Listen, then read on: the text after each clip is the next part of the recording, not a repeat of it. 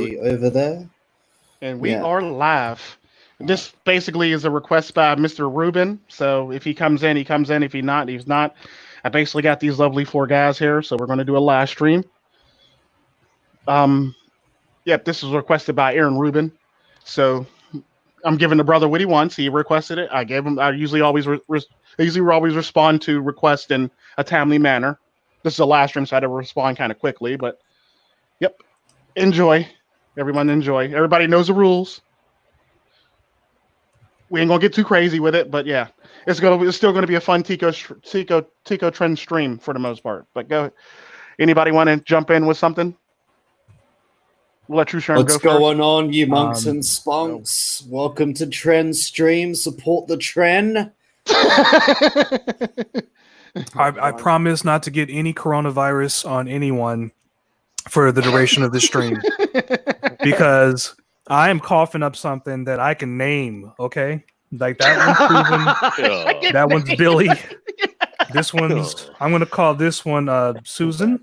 Sometimes that's how I feel about it. Sometimes. It's not. How about Louis? You got a Louis? But hello, kids. I'm True Sherm. Is Susan a Walt? Susan is the CEO of YouTube. Okay.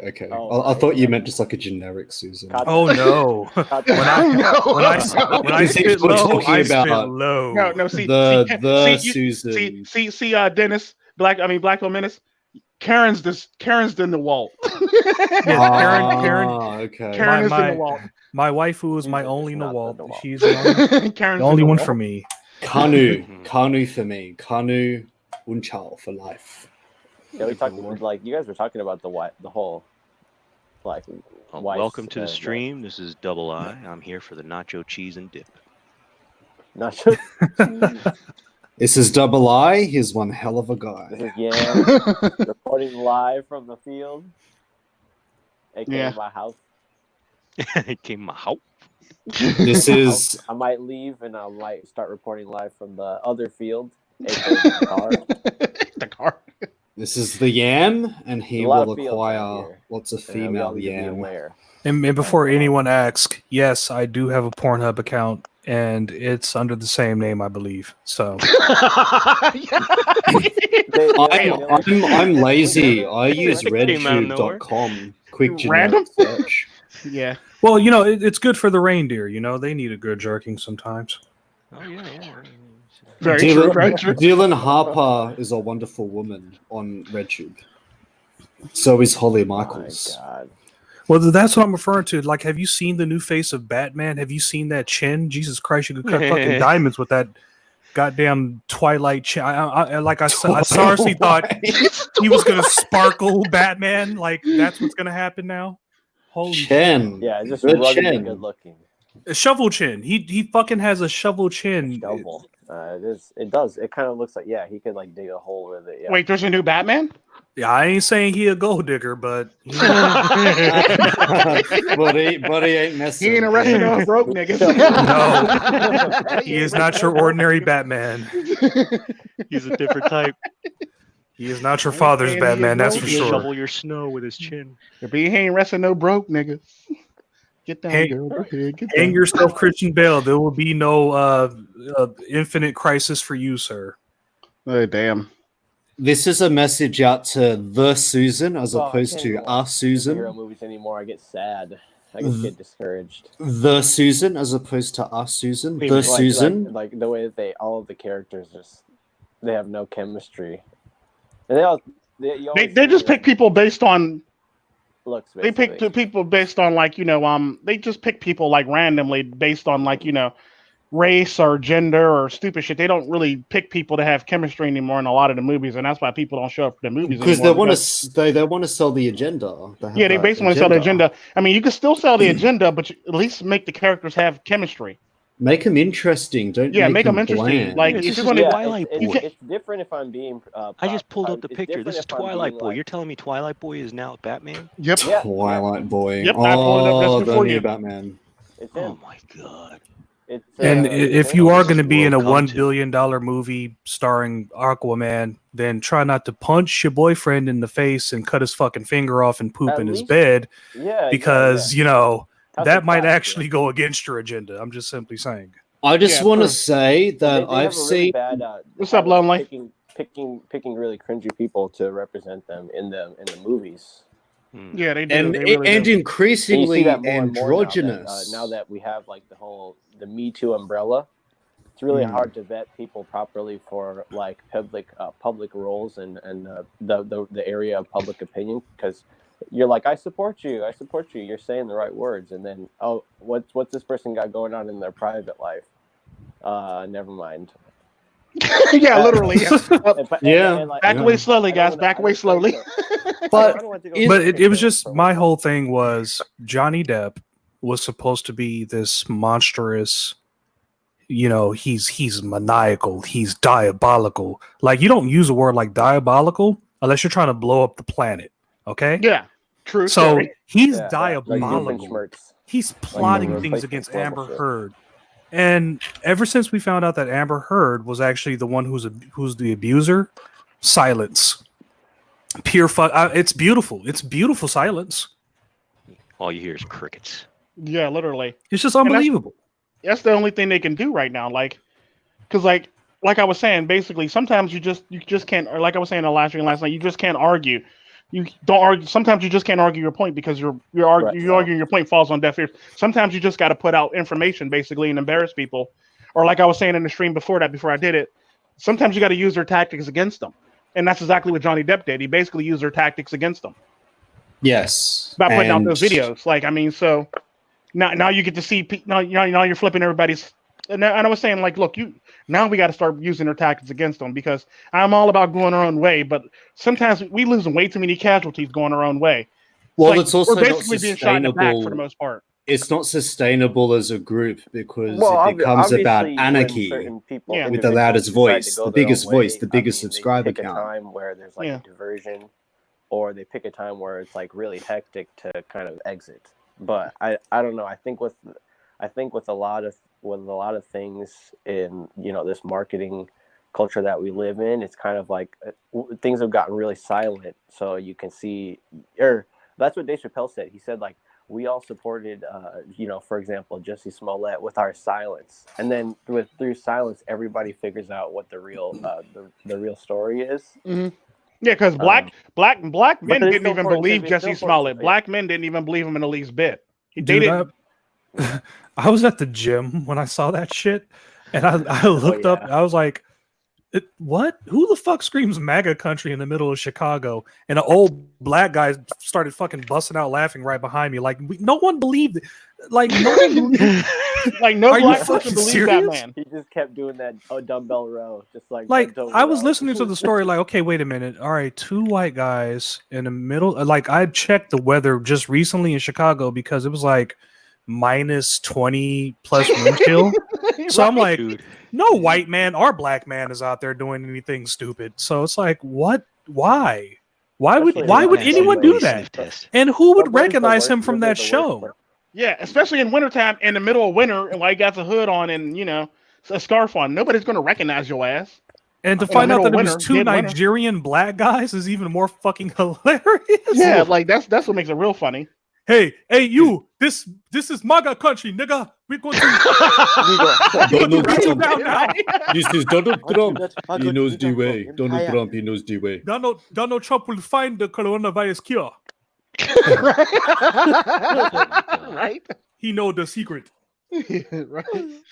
Yeah, it's just stuff like that just makes me laugh. It's like I remember I was at the gym, and like like most of the people at my gym are like either like rich people and CEOs and stuff like that, and Reed Smith and people like that. So like I go to a gym where like basically no thoughts are allowed. I have two gyms. I go to like LA Fitness when I travel, and I go to this gym basically where it's like just basically you gotta pay this much money to get in, and women can't afford to get in, so therefore they can't come to the gym and be thoughts in the gym basically. So like we were watching that, and I remember I turned to the one white guy and I go, You hear this nigga? He just laughed at me. He almost spit out his water we were on the treadmill. I go, you hear this nigga? He almost spit out his water and shit like that. He goes, I can't eat. That was funny as hell. That's the funniest shit I heard all day. Well, it's funny you say that because like that's like that gym, that male only basically parameter gym.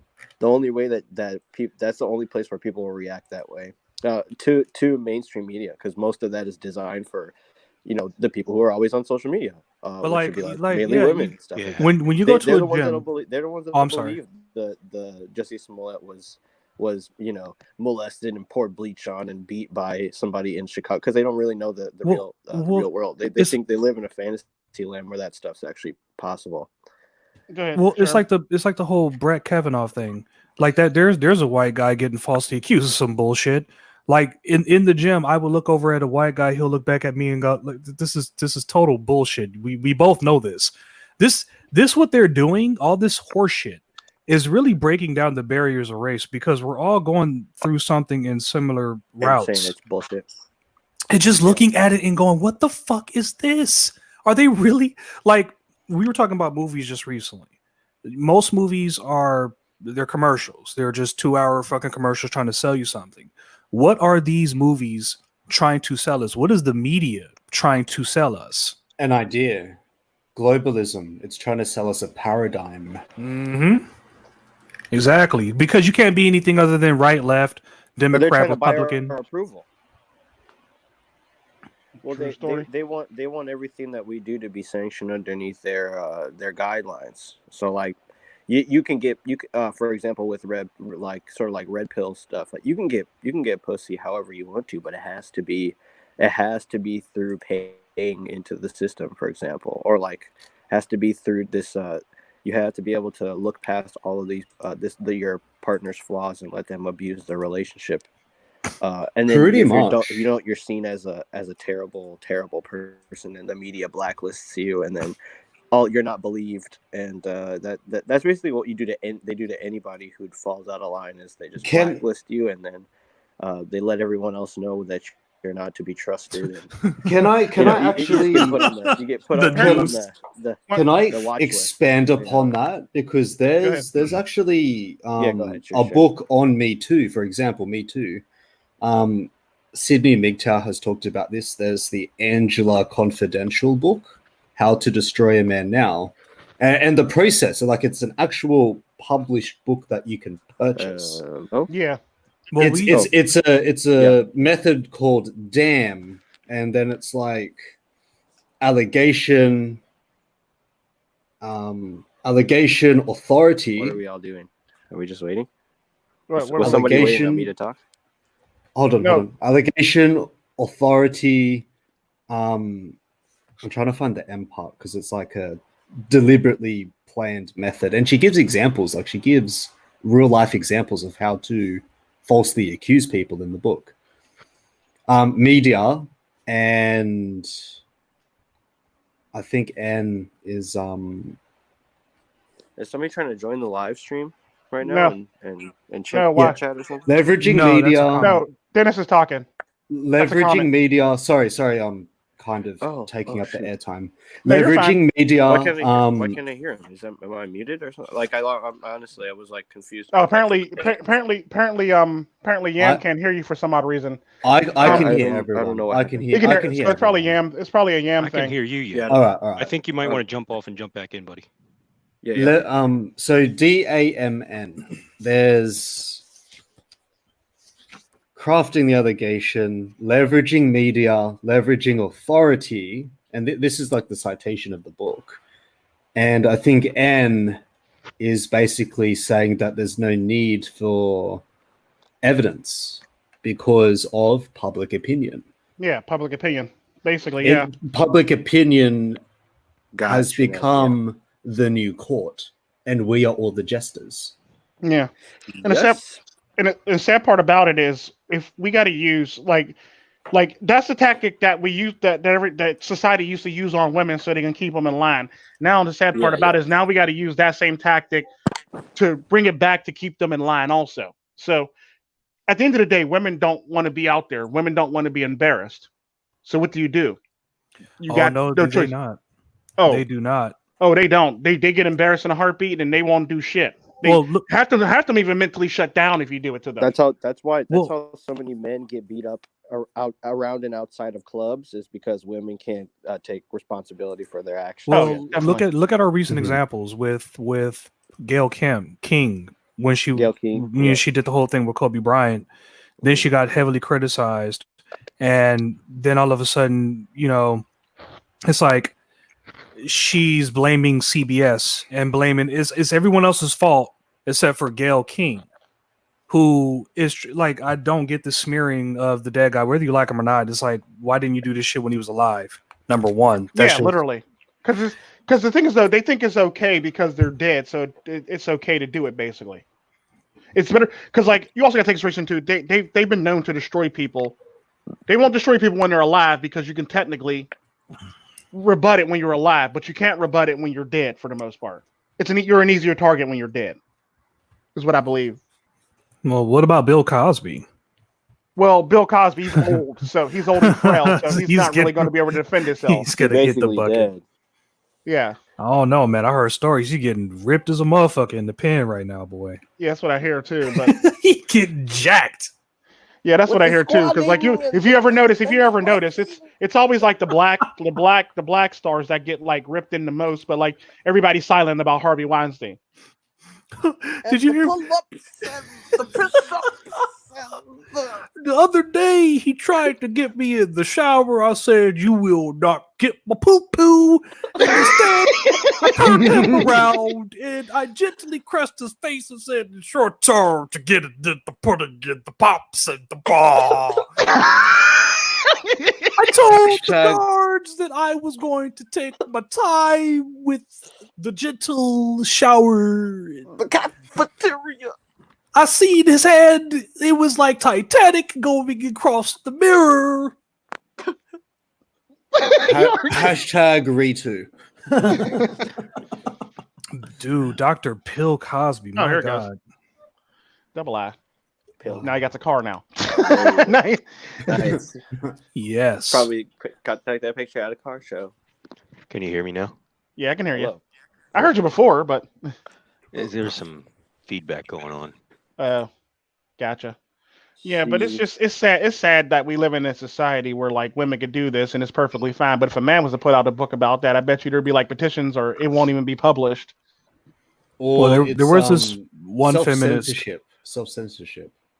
I was just going to say real quick, there's this one feminist who got pissed off that men were running some sort of like convention or something to like make women great again.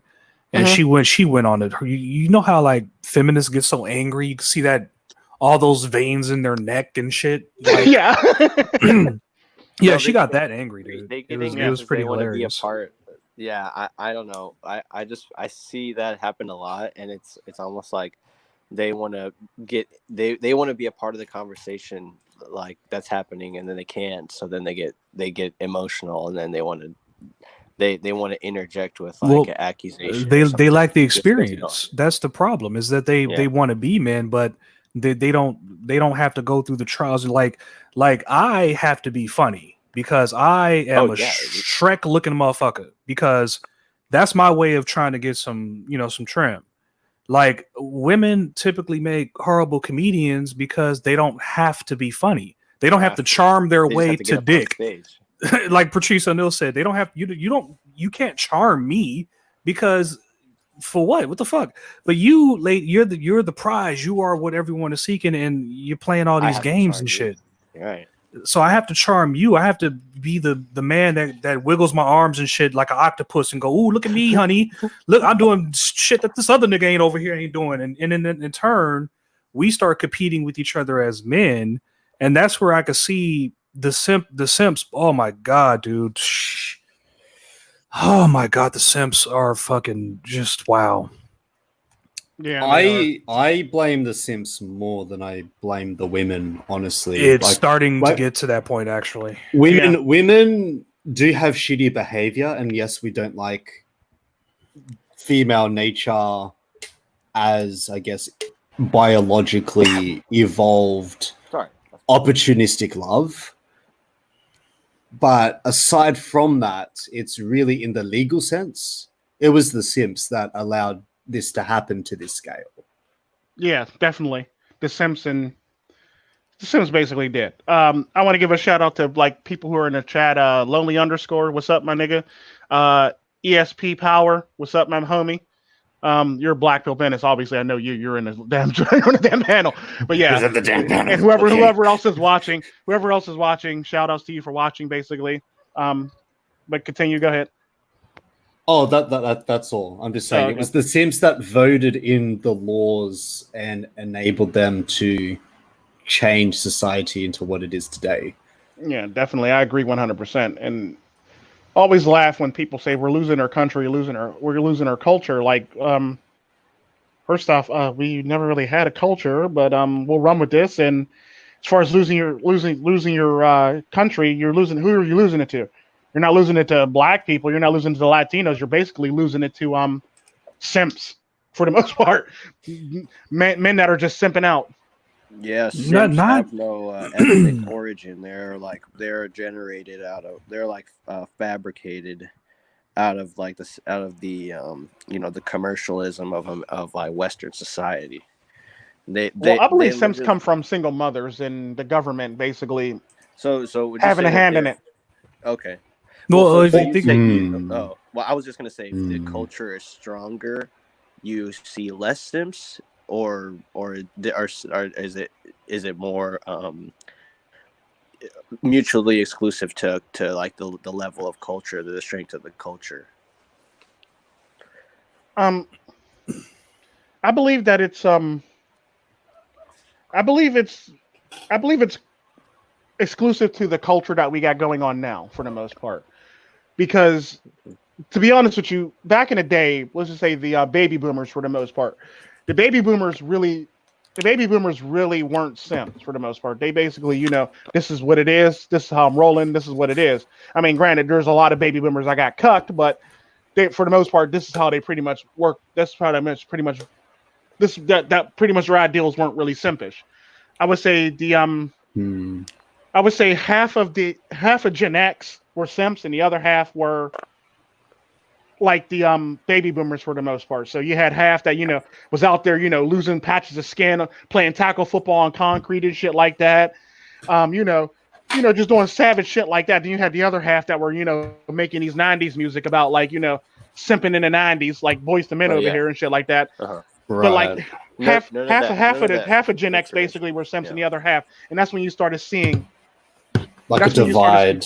The divide, and like And when people ask, when you can't, like, how come we can't go back to that good music and good movies? It's like, well, look at the examples that are being made.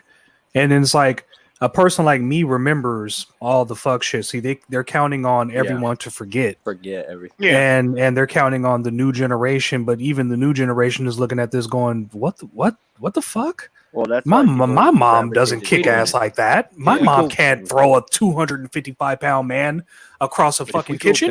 If you go back to what it was, right? See, you're talking about the lovey-dovey days and everything like that. That was indoctrination, though. Yeah. I mean, I wouldn't incrementally. Yeah, but at the same time, though, the men weren't as simpish as they are now, even back in those days.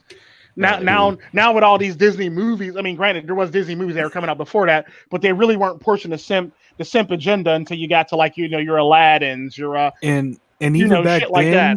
There wasn't like severe, superb consequences like there are now in terms of dealing with women. Now it's just like, you sneeze on a bitch, you could do 9 years to life or some shit like that. Like, or it's if crazy. you fart near a woman in Spain, apparently it's actually seen. No, this is not a joke. This is legally ratified. You're not joking. This is legally ratified. If you I believe you fart in Spain near a woman, apparently it's considered sexual assault now. Wow. Yeah. It's not a joke. I believe it's just called assault. Like you literally go to jail for like if you would have punched a woman in the face. Like a gas attack. Yeah, like so it's like one of them things where it's like it's ridiculous how far we've gotten as a society and as a world society for the most part. It's like it's like my world famous joke, 3 feminists walk into a bar, 30 men go to jail. Yeah, true story. True story.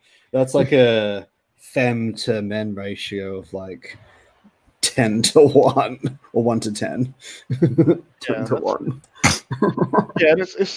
Yeah, society is getting real out of hand. Like, I believe that we should just be like, anytime a woman does something out of pocket or out of just that's just not socially right. I don't give a damn what you. I don't. Well, this is feminine. Okay, yeah, no, that's not socially right, honey. I'm sorry, because there's women looking at you like, the fuck is your problem? But they're scared to say anything because they'll know you jump down her throat and tap dance on her tonsils.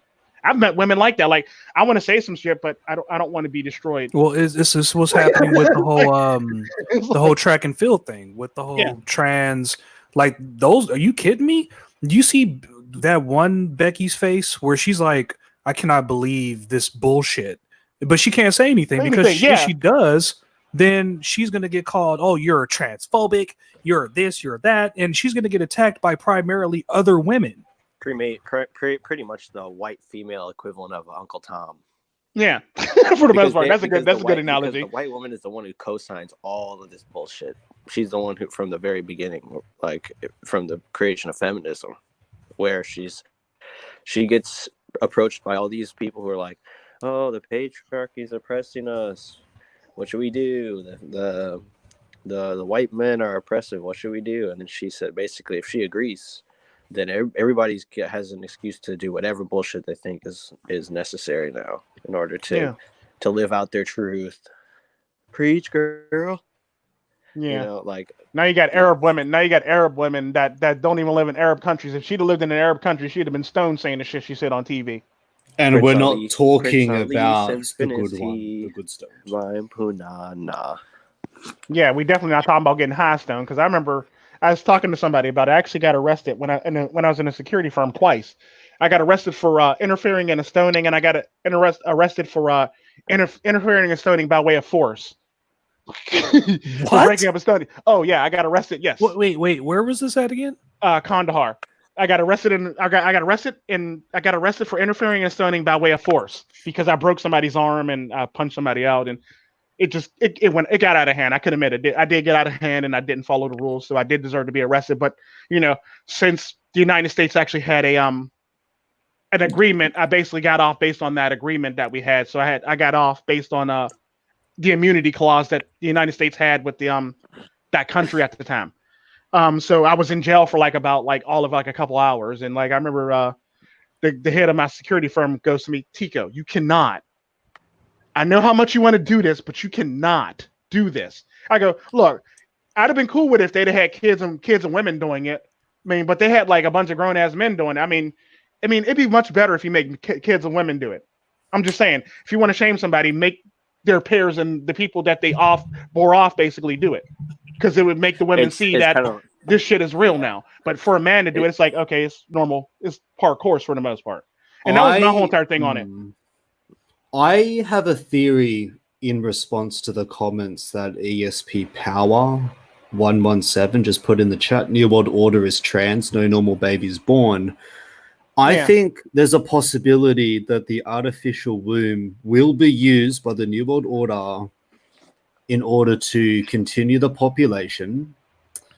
They will try to make men and women on a genetic level not reproduce genetically. They'll do things like in Demolition Man, it'll be like a Demolition Man world where it's all simulators and you can't touch people.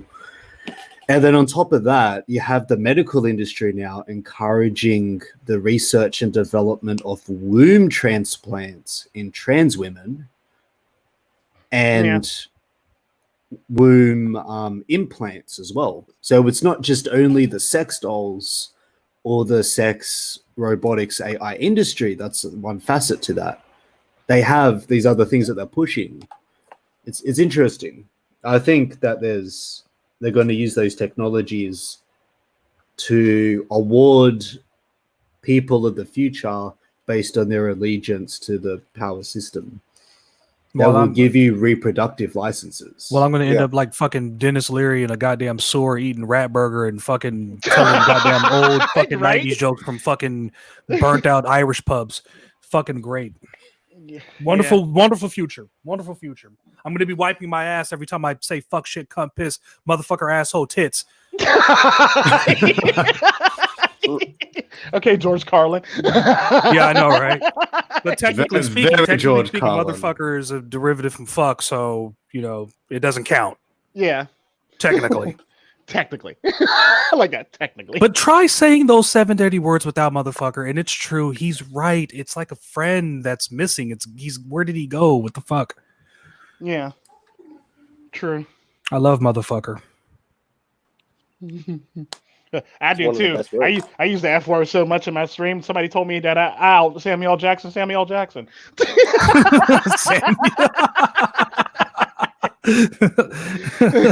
Like, you don't need Samuel L. Jackson. We got Tico now.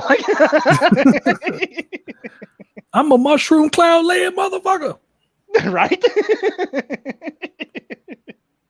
Oh my goodness, man. They got me working like a fucking pirate at this damn job, dude. Hey, sometimes you gotta do what you gotta do to make it. Dude. That's what everyone's telling me, so I'm saying fuck it. Yeah, sometimes you just gotta power through it. And it's sad that we live in a society like this, but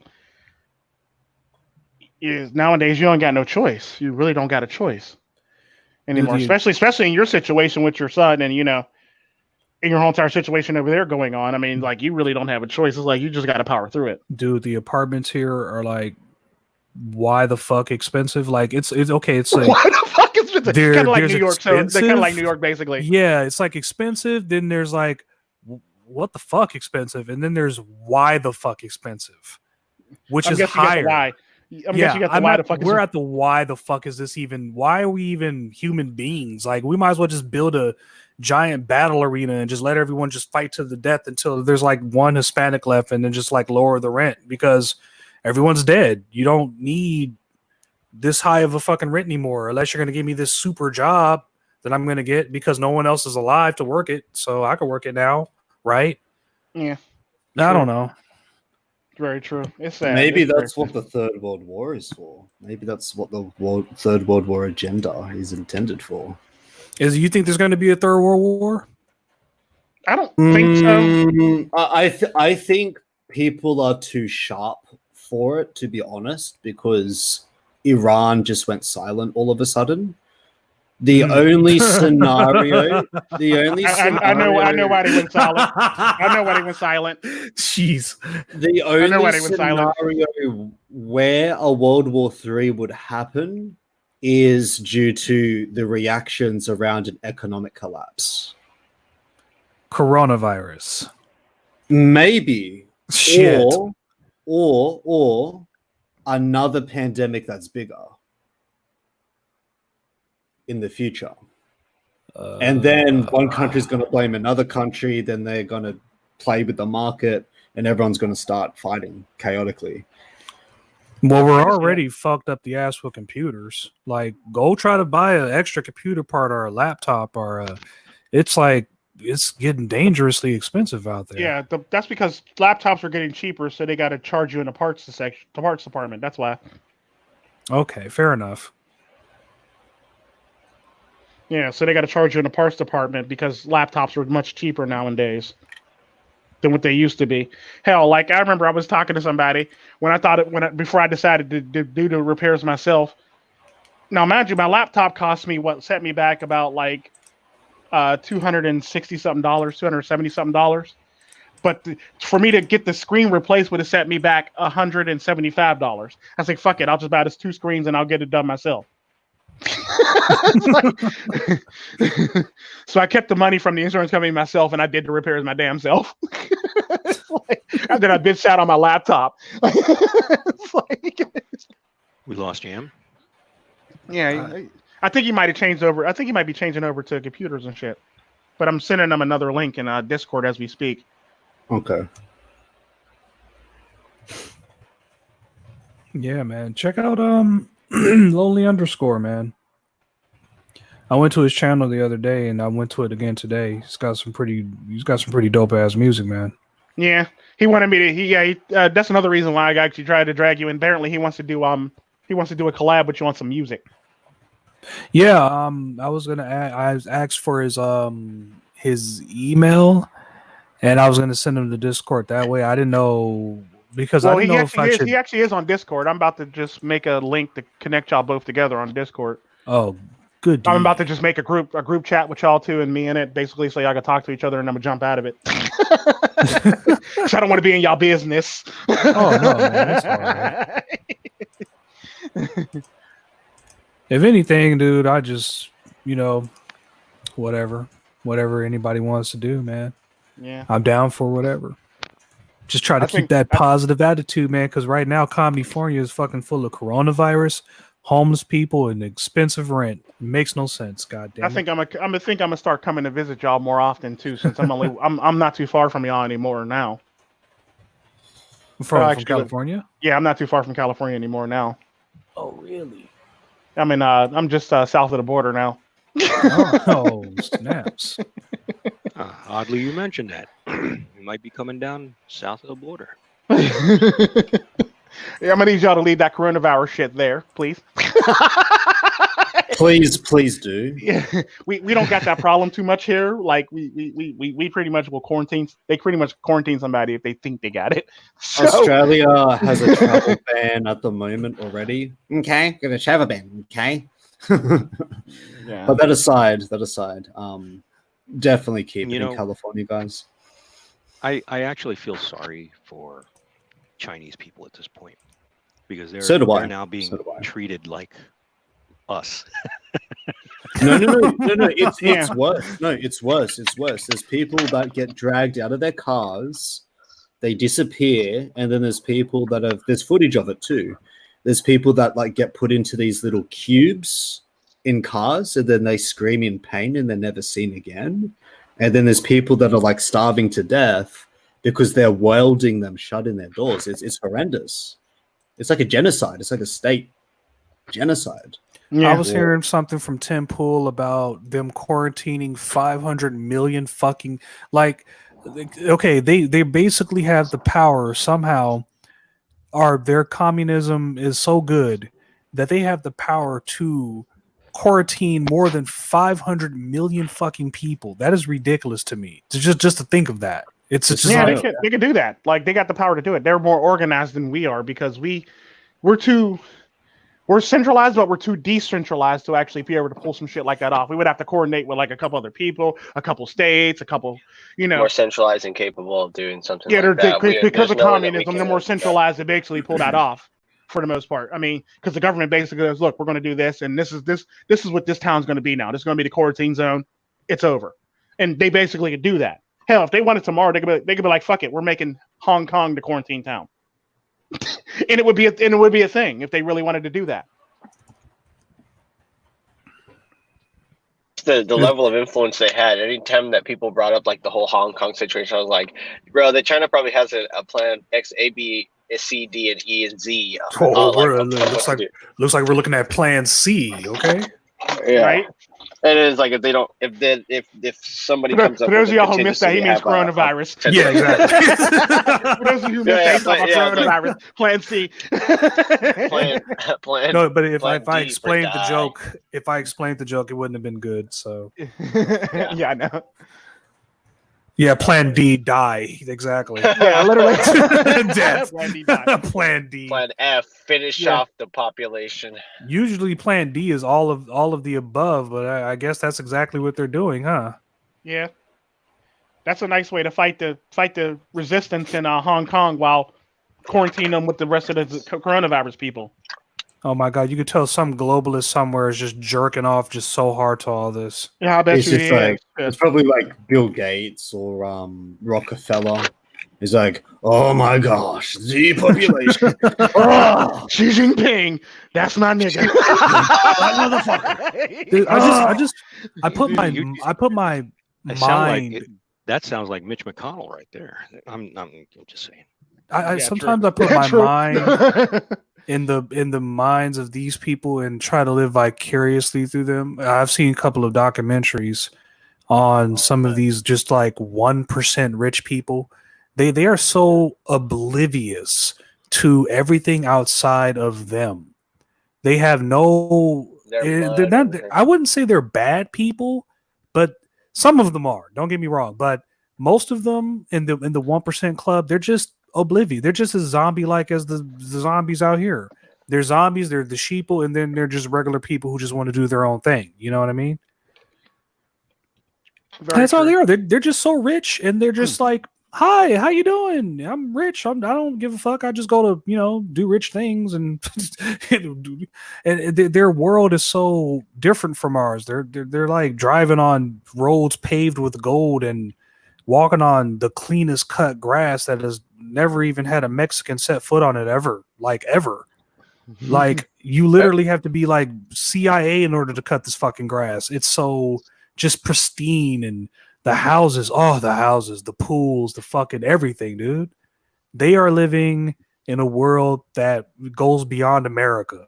That's how fucking rich they are. Now you're talking about how pristine this grass is cut. How do you know they're not like hand selected Mexicans or hand selected Latinos that's cutting this grass though? Who knows? They didn't hire a defense budget high enough, you could definitely train some Latin grass cutters to be. They could fucking hire a fucking Mexican army if they wanted to. They don't give a fuck. They can do whatever they want, basically. They can do whatever they want. I know. They don't care. They're not evil. They're just rich. They're so fucking rich. They're bored. They don't know what to do. So they go play croquet naked and shit. They're just croquet naked. That's what so they have like human hunting parties, man. They're sick. Some of them do. Some of them are that way. Some of them have like dungeons and shit where they put the kids in, and they have pictures of Bill Clinton pointing at you like, "Yeah, kids, it's your turn," and they unleash the the monster in the fucking maze, and globalist shit, Illuminati shit goes on. You know what I mean? So use your imagination, motherfucker. Use your imagination of what goes on in that house, or what goes on in some of your favorite celebrities' homes. Because they have to take orders. You know what I mean? That's why all these celebrities up here not in the Oscars, they're all about, I was a despicable. This is Joaquin Phoenix. This is the guy who just won Best Picture or Best Actor for The Joker. He's talking about how he was a scoundrel his whole life. So, now he's found this whatever. He's rich, so of course he found a better way. But now it's like I get this feeling like, now wait a minute, I can't be a scoundrel. I can't be a bad guy now because you found the fucking way. Like that's how these people are. That's how, like, they'll tell you have to be green, you have to be this, but they're flying on a fucking private jet, their snorting. So they have to virtue signal to everybody just because they can't get out of all the stuff that they've already done. That all the stuff that's actually like pull them deeper and deeper, and so they have to project onto the masses. Well, on top of the hypocrisy. It's like, it's really hypocritical. Oh, don't have guns while I have armed gunmen protecting me. Like, come on, give me a fucking break. Yeah. Or they have like all of these weather weapons and shit like that. Have you heard about that? Herp or HARP? HARP. Yeah. Oh my god, dude! It's insane that these fucking people, man, they're fucking wizard from the Lord of the Rings, dude. Just sending snowstorms at you and shit. Like they could literally do some craziness like that. What's the name of that goddess that they have in there? With all the arms and shit. Shiva.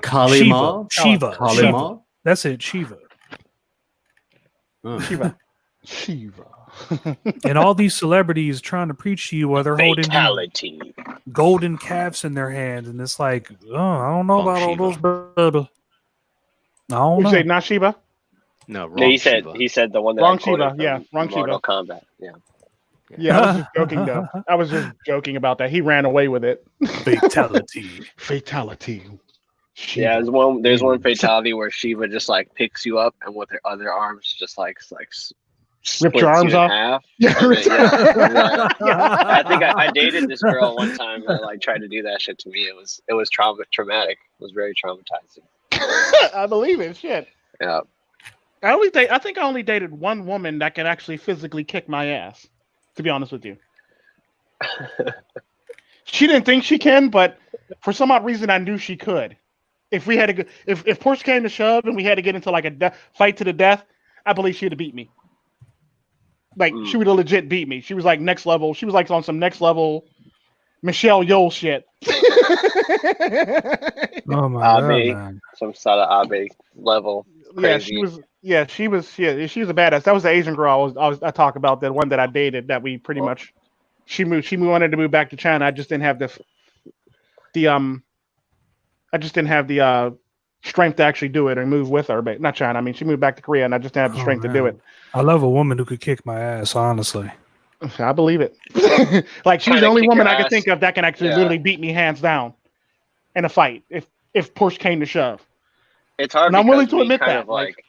It's hard because we kind of like pedestalize these women who come from the West who are just like violent. But I think that some of like these Asian and Indian women from different other countries other than like America, the West, whatever, those ones are actually more of a catch or more intimidating and capable of doing more. Like these ones that are here like all over Tinder and Instagram.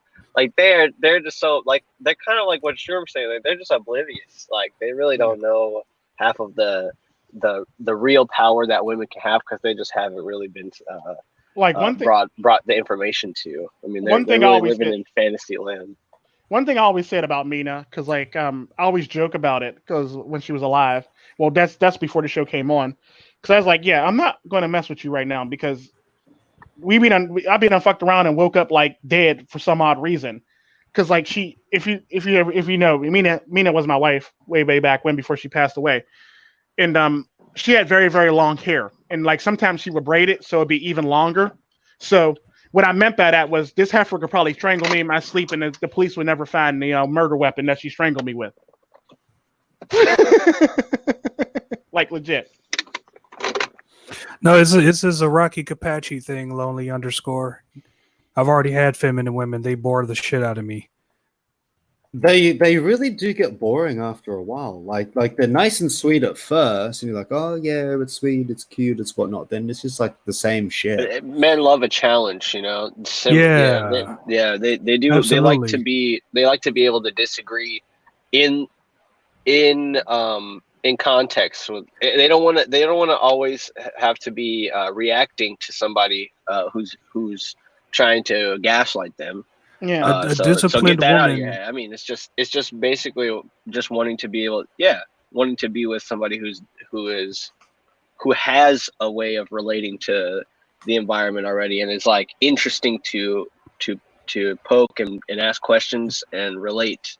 Not so much like looking to get into a fight in every situation, or I just want to find somebody who will submit to me 100%. That's the kind of stuff that people pay for. And the sad part about it is the Asian girl wasn't a man. She was actually a girl. She actually took martial arts from like the time she came out the womb, basically. Like that's her life. Basically, her father is a martial artist. Her mother was a martial artist. Damn, her whole entire family were pretty much martial artists. I bet any money her grandma could probably put it on somebody in a fist fight. Like they were legit that serious. They're like, it's basically like passed down from each family member, and each family member actually knew how to do it. So it's like one of them things where like she literally trained in this. This is what she did all her life. So like she was one of them exceptionally rare women. What I can honestly say, if she was in a Hollywood film, I would actually believe that she tossed the 95-pound girl can actually toss a 125-pound man, because she would use technique to do it for the most part. It's not like, it's not some bullshit where she drop kicks somebody and the motherfucker fly across the room. It's literally like judo throw and like over the shoulder and like you're on the ground now type shit. And if oddly enough, when I watched a movie like Kill Bill, I would believe that Uma Thurman walked in my fucking house with a samurai sword, that she'd cut my dick off. I mean, that's just me, so like it depends on how you portray it. How, like, we know why she was able to walk into the House of 1,000 Leaves and cut down 88 niggas, because she was trained by one of the top assassins in the Kill world. Bill. And even back then, women were portrayed as the more deadlier assassins because of their sexual appeal. Yeah. So it's not like I'm looking for a woman to be able to kick my ass, because there's very few women who can, but let your guard down around the wrong one and you'll find out the hard way. And another thing, a disciplined woman is an extraordinarily loyal woman, but it's also a woman that you do not want to fuck with. So keep your bearings about you men. Keep your bearings. Because I always said about Mina, Mina wasn't threatening physically, but Mina had long hair. So like I always thought of ways that she could possibly kill me in my sleep, and she could get away with it. Like I said, her hair was so thick and so full, she could probably like put a braid over my face and like strangle, like literally snuff me out in my sleep. And then there was like the fact that she had very, very long hair. So when she braided it, it's basically like a rope. So she could probably like strangle me out, and I wouldn't even, nobody would be no more the wiser is what I'm basically saying. Like, I'm not saying strength. I'm basically saying technique for the most part. See, the biggest problem that the simps and the beta males, and I'm sorry to cut you off, Tico. You're fine. Go ahead. The betas and the simps make in this country, even the MGTOWs at times, we underestimate our opponent. That's how we got this mess in the first place. Don't ever underestimate your opponent. Never. Yeah. You understand your opponent. You listen to your opponent. Find out their weaknesses and find out the art of war. I read some of that art of war, baby. Oh, read that shit. There's another really good book that expands on that by Robert Greene, The 33 Strategies of War, as well. Type that into the chat, please, if you can. There's also the 48 Laws of Power too. Yeah, the Robert. Well, Greene I want to add on to that. I want to say that like feminine women, like a feminine woman who's like naive, she's like basically like Anakin Skywalker, like in Star Wars. Like she's just on the cusp of being like having potential, but she's also she could be corruptible, and then all of a sudden that same feminine woman turns into Darth Vader, baby, taking all your money. You are the father. I'm taking half your shit. No! Take half your galaxy, baby. Blow up your planet, your house, your everything, baby. It's all gone. It's all gone. Death Star.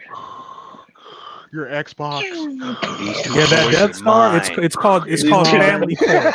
I'm keeping the droids. I'm keeping a Death Star. I'm keeping the planets. Oh no! The Death Star is the Family Court. Falcon. That's what's going around destroying planets and your home and all that shit. You know what I mean? Yeah, the Death Star is obviously for the man, and then she can have Tatooine. Right? Like, he gets exiled. Matter of fact, it's even better than that. I'll take everything. You could just have Moscanada's Tavern. You can't come out of Moscanada's Tavern. Isn't Tatooine like the Chicago of the Star Wars universe? Because there's always crime, there's always death. This MAGA country. This MAGA country. that's what those fucking Tusken Raiders. They're like,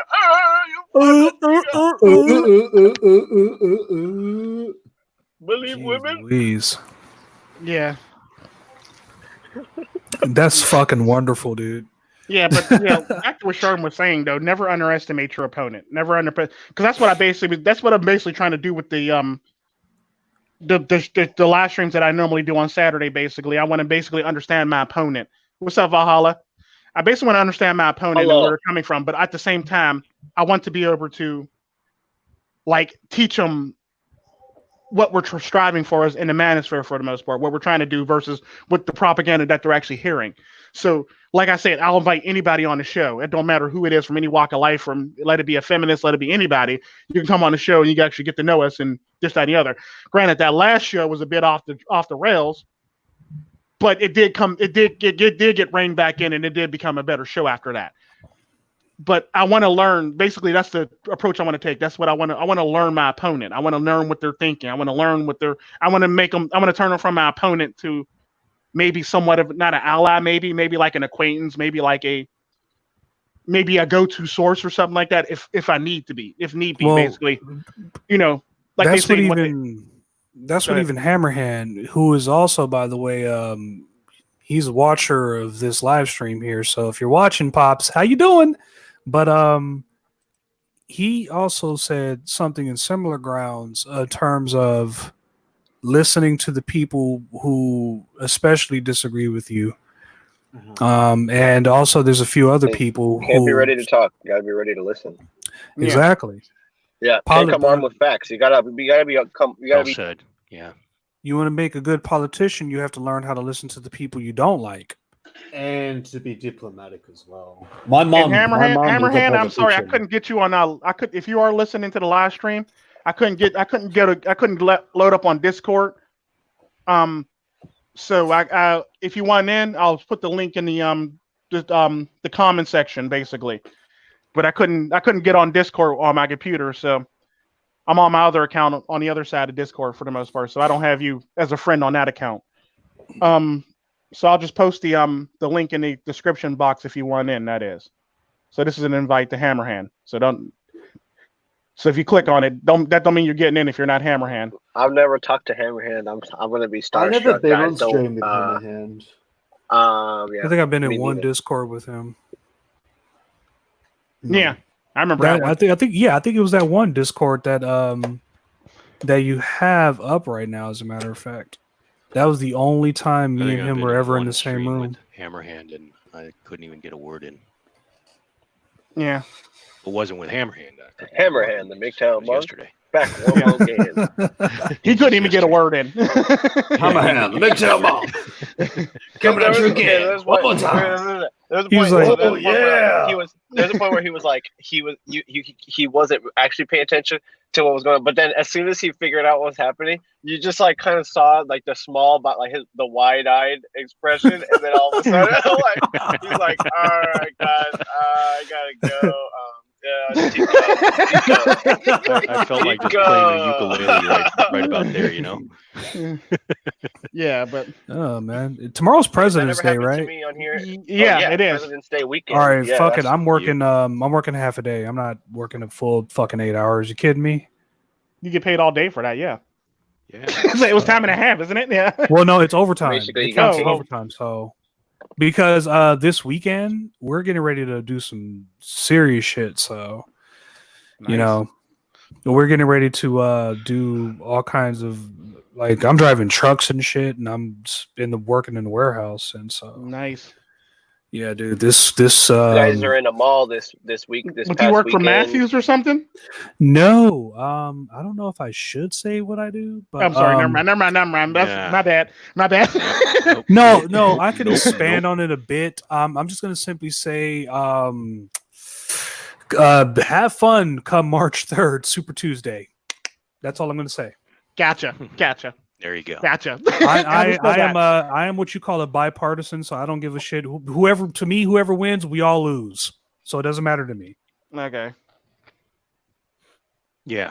If you guys have been in a mall this past weekend, but it is dead, man. Like everything. Really? I walked. Where did he go? Fell out. Yeah, no, he just fell out like the hell. Yeah. But no. What he was getting ready to say, I was getting ready to elaborate off of him. Whatever he was getting ready to say about malls. Yeah, dude, come back. Malls are dead all over. Yes, they're they like are. fucking Here you go. He's back now. Go ahead, Yam. What about bars? Are they dying as well? Go ahead, Yam. Horton Not Plaza, dying, they're dead. the mall in my city, and Plaza Bonita, and a few others. Like Fashion Valley, still kind of booming. Mission Valley, still kind of booming. There's a few other malls still kind of booming, but for the most part, like the outskirt malls, oh, they're fucked. Downtown mall it's just like, why even be here?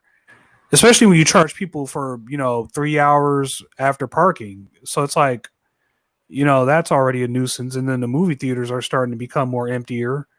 So it's like, what is going to be the future? I think it's going to be a mixture of that, also video games and hotels, video games and malls. People are going to want more interaction. People are going to want more futuristic stuff. They're tired of shopping for bullshit.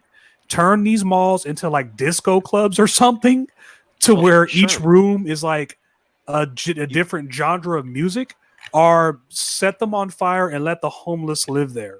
Pick one. Sherm, you hit the nail on the head. They're creating hotels with video games. The Atari. Have you heard of it? No. Turn them into internet cafes for the disillusioned, and then maybe make them homeless shelters. What? So wait a minute. Wait, Atari already did this?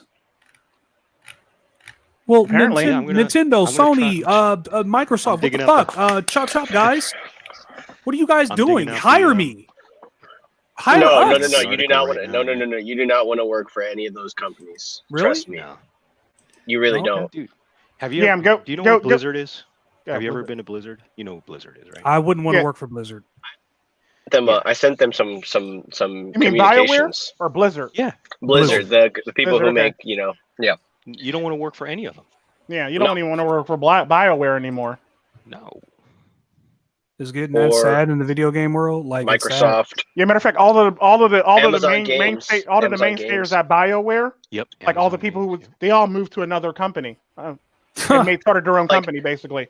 All the every people, all game the that main people that made all the yeah. great games moved to another company and started their own company. Like I grew up in a mall basically. So like the Mall of America in Minnesota. I basically like I used to be in the back. Like it was actually like not really or not really legal. Like when I was a kid, I used to like be hanging out in the back, and I always remember the mall.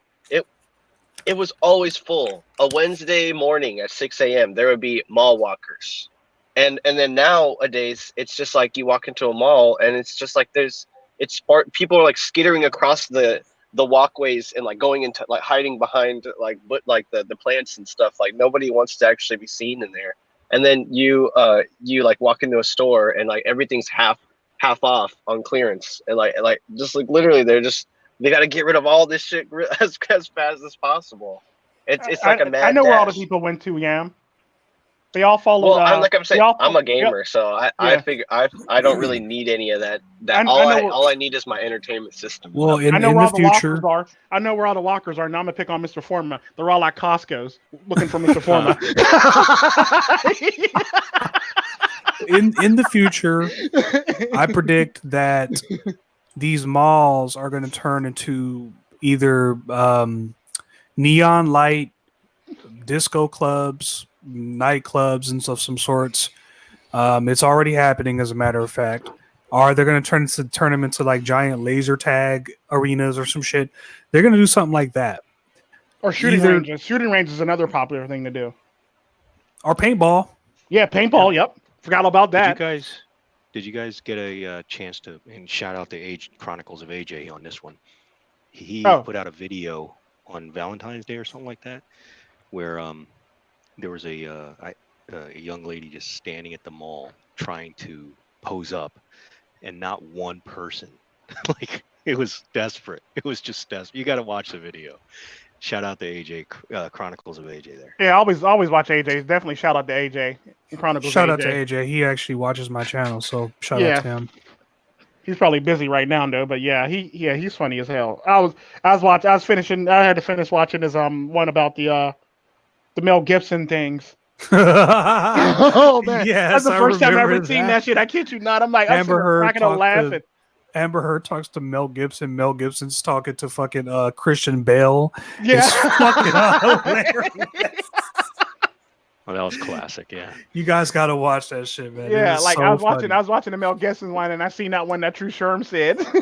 He's like, "Oh, good for you, good for you." Oh, good for you. Yeah, that was funny.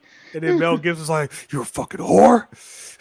You start crying for money. You lied." I'm like, dude, this is fucking hilarious. And then the Amber Heard audio, dude, because it just hits the fucking point home that if you're gonna be this feminist, if you're gonna be all about female empowerment, and you want to be Me Too and all this shit, then you're gonna have to abide by the same dumbass rules that you set. You're gonna have to follow those rules now, otherwise they're gonna end up biting you. You can't make them follow their own rules. That's just wrong. Feminism. Yeah. It's It's their rules. They don't have to follow their rules. Yeah. You have to follow their rules. Look, they just signed a petition that got this woman fired from Aquaman 2. So I don't know. That's a Screwhead in the house. patriarchy. Okay, it's offending me. It's patriarchy. Triggered. And I am so triggered right now that I will give Elliot Rodger a run for his money. Hashtag former force. Hashtag hose mad. Hose mad, hose mad. 2 words, 1 meme. Best meme of them all. Are 5 words. 1 meme to meme. rule them all. Islam is right about women. I like that too. That is a good rebuttal. That was a very good rebuttal. Crafty and timely. The ladies in Philadelphia. I would like to know they the were person just who actually posted up all those posters of that all over the place. I would like to shake that guy's hand. I would love to shake. I remember his hand. sharing that at my college. They was the first. I was there. I think I was like a junior, or senior when they put up the posters that said, "It's okay to be white." And then I was taking like a philosophy class during that time, and then we all had to talk about it. And then I was just like, I think the posters are not. They're fine. They're not doing anything wrong. That by somebody posting them, like it's just free speech. I just triggered so many people in that seminar. I remember it'll never be the same. Yeah, that's almost as bad as the one time when our children went to school, and apparently a white kid at the school called another kid a dirty sand nigger. Okay, cool. Everybody gets a memo. This kid gets expelled from school. This, that, and the other for the most part. So all the minorities basically said it was like the end of the school year. So like we kind of figure it's the end of the school year. The kid only made one infraction. We can let him finish the school year. It's not that serious. Now, if he did it all school year, we can see him getting kicked out. So the white lady told me, I was like, I don't think it's all that serious. He don't need to be kicked out. He don't need to be kicked out. Like, and the white lady goes to me, you don't understand, Tico. I'm like, oh, really? Like, I don't understand being called the N-word, and all these other people don't understand. They're literally telling all these parents, you don't understand. You don't understand. Like, you're telling this to an Indian woman. You're telling this to an Arab person. You're telling this to all the minorities that basically are okay with the kid coming back to school for the most part. You're telling us we don't understand. So like we eventually had to take an emergency vote. We all had to go to the school for a PTA emergency vote so we can all vote the kid to stay in school for the most part. And how the school works is if you have multiple children at that school, you get more votes. Now, mind you, I have a few children at that school, plus my niece goes to that school. So I got a lot of votes. And like same with a lot of the Indian parents, they have a lot of their children at the school. So we literally outvoted the white people who build churches and build like additions onto the school and stuff like that. Like, no, we don't believe this white kid needs to be expelled from school. And like it was a big ass argument, and they kept on telling us, well, you don't understand. And the one group of parents who actually were at that school, they compete with that child's parents because they always buy shit. So they're smarter than like they most always of the kids they always like anyways. add an addition or they buy a bench. They basically compete with each other, and they basically if they wanted kick that kid out of that school, they might as well just say like, yeah, we're too dumb. Like we don't want this kid to make anybody else question anything about life. Anything about life. We want to be able to handle all the thinking. Yeah. I understand where the school was coming from. They have a zero tolerance policy for racism. Yeah. But you have to listen to like the people. It was like the end of the school year, so you're going to kick the kid out a week before school ends. Like, how does that even fucking make sense? And the sad part about it is forced indoctrination. So if you want to say something bold in school, you might as well be removing yourself from the environment in general or as a whole. Yeah, homeschool if possible. Yeah, homeschool. If you want your kids to grow up weak and not be able to defend their own like points and just go groupthink, school all the way, buddy. Go ahead, send them right in. Well, the problem I had with kicking a kid out though is obviously he heard it from somewhere, so it's not the kid's fault that he said this. Well, obviously somebody in his household is the one that has a problem with this, and that should be addressed with them.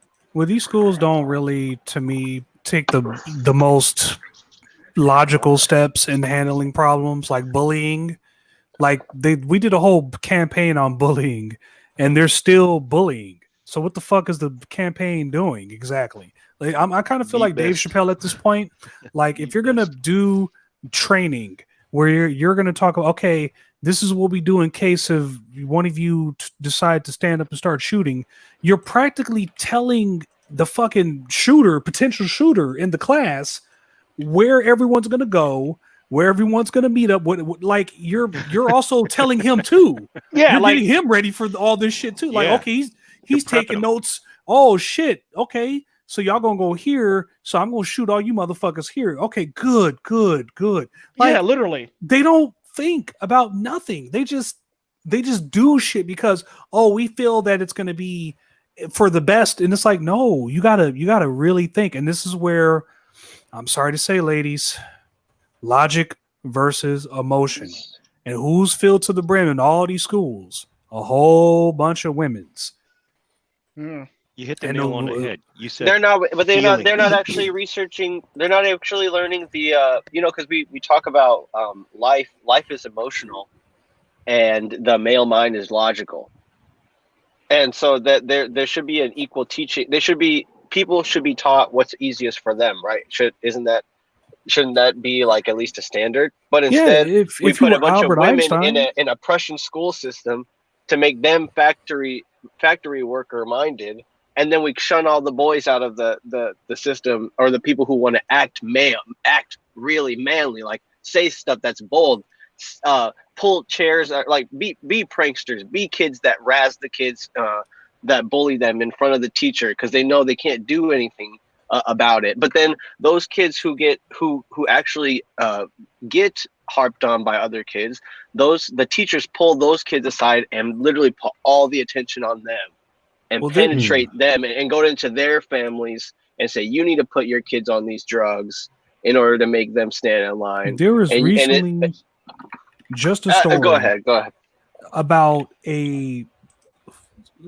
this teacher performed fellatio on a 14-year-old boy. Now, let me ask you something for all the kids out there. What would we call that if a man did that to a 14-year-old girl, regardless if that girl wanted it or not? Come on, let's all sing along. We call that pedophile. Yeah. Now, never go full Jeffrey Epstein, guys. I heard pedophile. I heard this. We call that rape, and the statutory rape. Yeah, basically statutory. Yeah, that's a statutory. And I say this is how you know the rules are different from one gender to the next. Yeah. Okay, when one gender is only getting 1/3 of the she didn't get no jail time. No, all she got was 13 years of probation. Don't you dare suck that 13-year-old cock again, you. But you get to keep teaching. You get to keep your teacher credentials, the fucking thing that started all this mess. Now, why do we lock up murderers? Why the fuck do we lock up murderers? Because if we're all like, believing in God and shit, then it's like, okay, if a person dies, they go home to heaven, right? And all that shit. So what's the point of locking up murderers? If anything, we should be like praising murderers for like fucking at the Olympics or something like that. Oh, OJ Simpson, he's back. He's making a comeback, like we should be honoring these fucking, but we don't. Why do we lock them up? We lock them up because we don't trust that they won't commit that act again. So why are we not locking up these fucking female teachers? Instead, we're letting them keep their credentials and letting them see no jail time for admittedly the same crimes that men were doing back in the 90s, which is the fucking reason why we have all these female teachers in the first place. So it's like, to me, it's like the reason why is that a lot of the teachers are failed academics or failed career arguers in the public. Like if you look at all the people who started the revolutions, they all basically got brain dead from drugs, strung out, or now they're teachers. Never thought of it like that. Yeah, never thought of it like that. I mean, just look at any assistant professor at a university. I work as a teacher, and that is true. I have worked at a university. I tell you, I'm not joking. Look at any teacher. I'm not joking. Go ahead, Dennis. And I'm not trying to tell you that your job is not a difficult job. Your job is one of the more difficult jobs of anyone. It should be. It should be held to the highest standard. Is that if you're going to hold one person accountable, then you got to hold the other accountable as just as equally. Otherwise, the whole thing is going to fall apart, and people are going to look at it and go, "What the fuck?" It's almost the same thing with the whole. Was the movie that just recently Terminator: Dark Fate? It's the same thing. No accountability, no responsibility. Let's just blame men for our failure. That's all the movies that pretty much flopped. Yeah. Charlie's Angels. Exactly. I don't even need to talk anymore. God damn it. Y'all got it. True story. Yeah, but it's funny how like when And this is one of the many things that I have a problem with, because I remember I was an instructor for guerrilla warfare in Costa Rica for the IUD. There's basically the military police. I had a class full of women. Oh my fucking God. Ooh. It was the most hellacious. It was the most hellacious time I've ever spent. As a matter of fact, I had to actually extend their time so they can actually pass class. Now, now I will say this, because I'm not going to bash all women. Now, when I had a class full of women who actually were mixed with men, these women actually tried to do their best to actually excel at the men's rate for the most part. They went above and beyond to basically so they can actually try to be or compete with their male counterparts so they can actually make the force, because they were trying to be proud. However, when I got this class full of women, I first looked at the command. I was like, really? Why? Do you hate me? What the fuck did I do to you? Like, what the fuck is your problem? And I remember saying that to him, like, dude, what the fuck is your problem? Do you hate me? What the hell did I do to you wrong? He goes, nothing. That's who signed up this time. I'm sorry, Tico. Your next cycle would be better. I was like, okay. So as soon as I got this class, I looked at them and I realized, because they would normally, because I usually do it at the farm. I usually do the training at the farm because I have a course behind my house at the farm in the fields, basically. So like they would come up the road and they would deliver them in like the little military convoy trucks, basically, to the farm. So when I got them, I basically showed them to the obstacle course. That looks too hard. You're being unfair to women. All this, all that, all this. Like, they would complain about everything. I go, there's a class full of women who actually just did this. So that was them. This is us. This and the other. I don't want to hurt myself. This and the other. And then like they were basically playing this. So I called my daughter, Deshari. And I go, Deshari, can you run the obstacle course for me, please? And now at the time, Deshari was about like 12. So you see where I'm going with this. Yes. So Deshari actually, my daughter Deshari literally ran the obstacle course, did everything, and did all this stuff, and did all this stuff, and they just got quiet. And I go, well, she's different. So I got my daughter, my other twin to actually run the obstacle course, and I got my daughter Talia, who was about 4 years younger than them at the time, and she literally ran the obstacle course. I go, now y'all have nothing to defend yourselves now. You literally have nothing. So I'm gonna need y'all to get running. I was watching this.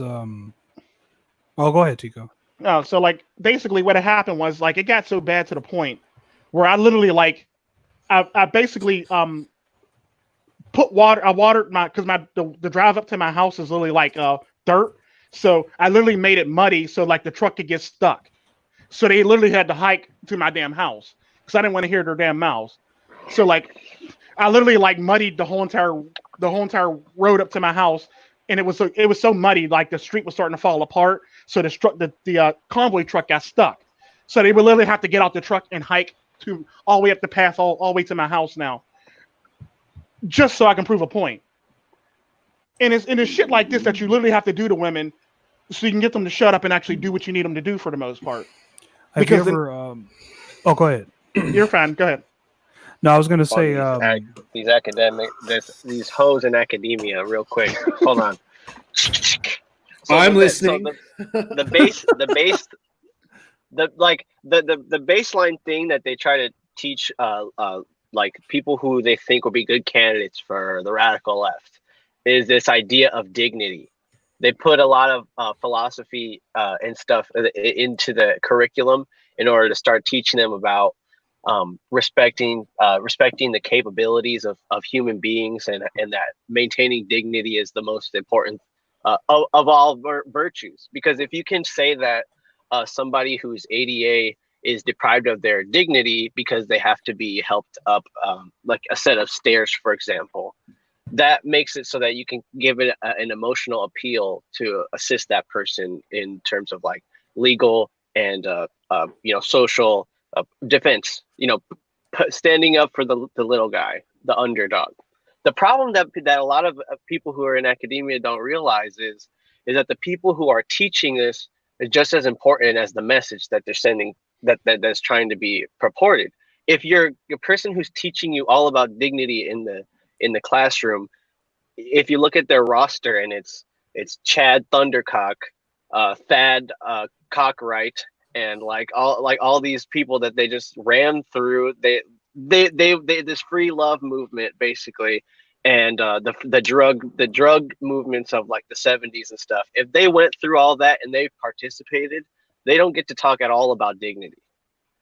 And what happens is the professor says, yes, girls, speak your truth in the classroom, and then they get to rail on how men are bad, how the patriarchy is real. 1 out of 4 women are raped in college, and they get support from these women who are basically cast out from the real society. And I always want to make this point, because if you really look at the kind of people that they were in bed with during these movements, you get to see exactly into their psyche and see what exactly their motivations are. So that's why when you sit in the back of the class, or you wait for everyone else to say their opinion in the seminar, just look around you at all the people who are buying into the bullshit. You'll realize exactly who or why this professor is surrounding themselves with a bunch of people who are enabling their bad behavior. And it's yeah. Go ahead, Dennis. I was going to say it's even worse in the staff room, because if you sit in a staff room with female teachers, one, they do rate the students even if they're underage. I've seen that in a high school.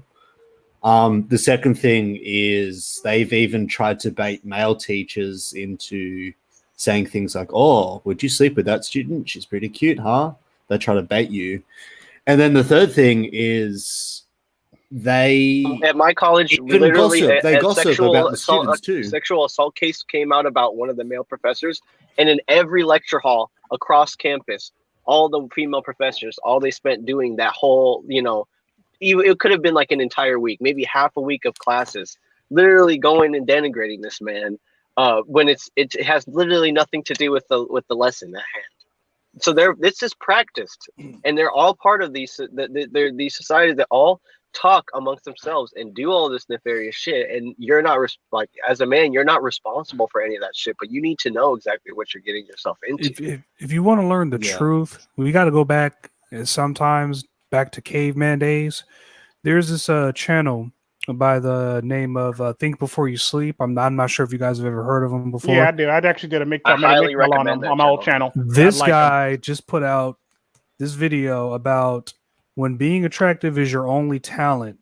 And in this video is this they're apparently 2 survivalists. And yeah, I've seen that one. Yeah. If you want to learn the truth. Amazing video. If you want to learn the truth about women when they get taken out of this bullshit society, watch that video. All that shit that they do, eventually, when you're in a real life scenario, when all that other, there's no judges, no lawyers, no money, none of that bullshit, bitch. We out here, it's about survival. It's like over in Africa. They literally had to bring her food. She couldn't get her own damn food. Before You Sleep all day. So I want to actually highlight in that one part right at the end of the video where they confront her finally. It's like what we need to do for these people is just say, you're cut off. You're not getting any more support from us. You can either change your behavior and fall in line with what truth. The simps need to do. Yeah, cut them off. Don't teach. Don't preach. Let them. They have to learn for themselves. What I took away from this episode was like the lions over in Africa are the hunters in Africa, the fucking predators. They don't think this ain't nothing personal when I go out to hunt. I'm not killing this motherfucker because I want to, or it's a blood crip thing. I'm killing this motherfucker because I'm hungry. I want food. I want water. I want to survive. I don't want to hear about all this bullshit about, oh, I'm a survivalist, but I'm too pretty to go out and get my own food. So of course I can do it, but I don't want to do it right now. I don't want to hear all that bullshit, bitch. Either you carry your fucking weight and hunt with the pack or pride or whatever the fuck we are, or you are cut the fuck off. You hunt how you hunt, complain about men.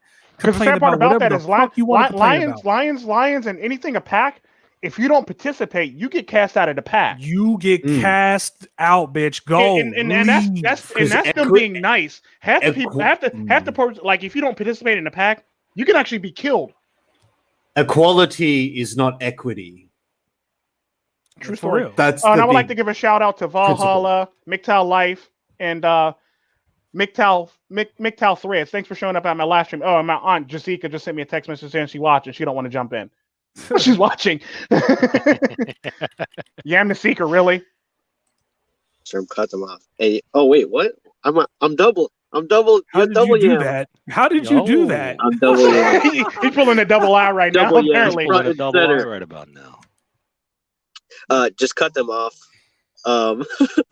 Cut them off because the flock doesn't move if no one. The flock, like if we're sitting chilling and you give off the distress signal and nothing's actually happened, there's going to be a time where you're just going to be left out to dry, and then some predator's going to come snatch you up, and nobody's going to say shit because you're the one that was like calling a false flag, calling well, dude, people are riding. They're riding out here. Sorry, I'm in the car. Yeah, but they're going to literally be like the boy who cried wolf on your ass and just be like, no, you were the one. You were telling us how bad we were, so why should we save you? It's a pretty low place to drop to as a society where we're literally playing these sex games with each other when we should really be more cohesive and understand where the other person's coming from, which I think is lacking. Is definitely lacking in the classroom because everyone is really all the faculty are kind of like preying on students to see who can pass this bullshit mantle, who can carry the bullshit torch to the next Olympic bullshit games of retardation, and that's basically what people who succeed in academia they're gonna get the crown passed down to them, and so like that I don't know that's similar. That's actually why like I kind of resented college at the end of it, because I was like, yeah, I'll get my grade, but it's like my alma mater doesn't respect my viewpoint because I'm not left leaning. Like they're not going to be there to support me at the end of the day because I say iconoclastic things. And then it's so that's why I say just cut off connection completely. You never want to be going back and saying like, let's work this out if that person that you're trying to work it out with is like toxic. It literally wants your downfall, deliberately seeks your downfall. That's my thoughts on that. Yeah. Anybody want to add? Yeah, even in the middle of that episode that I was describing earlier, she gave no acknowledgement to this fucking guy who's going out and hunting for the food and going out and getting the water and building the shelter and all this. And her lazy, funky ass ain't doing nothing except for complaining about everything and talking about, oh, well, I could do it too if I really wanted to. And she all this bullshit. Be famous. And that's the thing that we deny is that like women want fame and fortune just like men do, and they're willing to go through all kinds of things in order to get it. And then we sit back and say like, man, it's men's fault for my thoughts on that whole entire. Go ahead. I don't know exactly who to blame in that situation because it's just it's just like a breakdown of communication in general. So it's not I don't say it's anybody's one fault specifically. No, I believe it's the fault of the guy that basically pretty much let this shit go on for the most part. He was simping out basically. I mean, I don't care what you say. I'm sorry. If I was on that island with that bitch be dead. She'd be malnourished and they'd be done had the helicopter ass out of there. I would at least. No, I wouldn't even feed her ass. I wouldn't even feed her ass. Give her the speech. Yeah. I would at least give her the speech. Like, look, we on this motherfucking island. I don't want to hear about how good you are. I don't give a fuck about what you did back in wherever you're from. We are here. We have to hunt. We have to get food. We have to get water. We have to get shelter. I don't want to hear your bullshit. I don't want to hear it. I don't even want to be friends with you, bitch. I need to survive. Yeah, because I wouldn't even feed her, because y'all know my stance on everything. If I let a woman fall down the stairs, you best believe I let a woman starve. If you fall off this mountain, I will not help you. Oh, true story. Because if I fall off this mountain, I know goddamn well you can't help me. There's nothing you can do. So I'm fucked if I get hurt. But if you get hurt, don't expect me to help you. You are a woman. I hear you roar. So you go ahead and you do what you do. Yeah. Because I'm not helping a woman. She'd have starved, and there would have probably been a lawsuit against me on that show. I don't care what's going on. Because a good example of that, and people will say, well, what if it was the cartel prince, or what if it was your daughter? Trust me, if my daughter knows damn well if she's acting a fool like that, she's going to starve. Daddy don't play that shit. Daddy don't play that shit. So you can't be coming, because I hear women always come at me, what if it was this person, or what if it was your mom, or what if it was your grandma? Oh, my grandma would be out there hunting. Oh, they love doing that though. My daughter would be out there hunting. My daughter would be a team player. Like, so I'm gonna need you I'm gonna need you to miss me with that bullshit, basically. They love throwing hypotheticals at you. What if it was this? What if it was this? What if it was that? What if she got raped? Then would you let her get an abortion? When you do the exact same shit to them, they fucking hate it. I'm like, okay, so you have a problem with marriage. Okay, well, what about your father? What if your father got falsely accused? Or what about if your brother or your son got falsely accused of some shit? What do you do?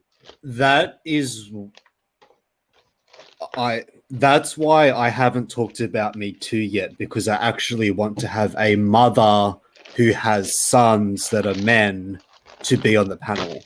Good point. And because like the sad part about that, I was trying to get the cartel princess to join so she could talk about it, but I want to put what you said into practice, basically. Yeah, because trust me, the cartel princess, she doesn't want to come on a panel because she says it's for guys. So I just upload videos for you. But like our son literally got Me Too'd at school, and like there's a lot of mothers who are scared to speak out. Due to the problem with letting people who handle it who have actually experience is that those people are silenced by not us, because we want to let them speak, but it's like the world at large doesn't want to hear that exception that disproves their facts and their statistics that they get from God knows where. Yeah. I've nearly been Me Too twice, but not with rape, with domestic violence and psychological abuse. Psychological. Hell, like shit, I got Me Too before Me Too was even a thing when I went to college. Yeah. Like, so like, I mean, it's real. The shit is really real. And like, if I could watch my son get it, and I met the first time I ever got Me Too, well, it's not really Me Too because it wasn't a thing, but I remember I told a story about me being at a camp, and I was only 12, 13 at a summer camp. And this woman accused me of touching her breast.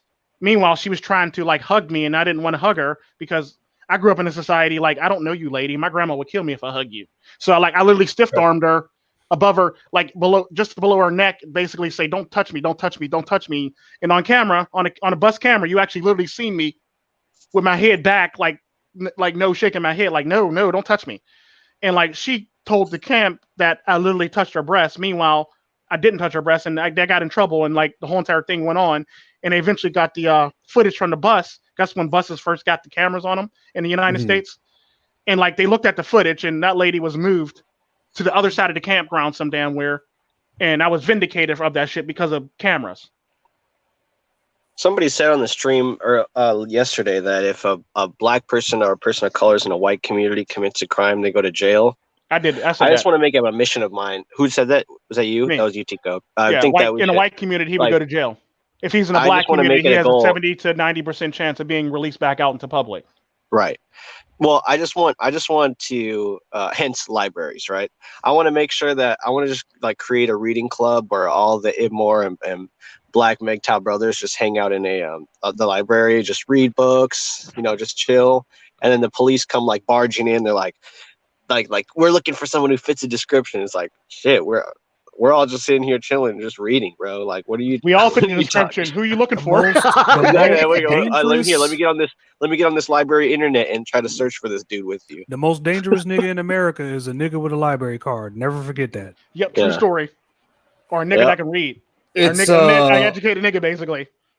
It's obviously the guy with the book about It's just basically, it's obviously the guy with the biggest book. That's the biggest threat.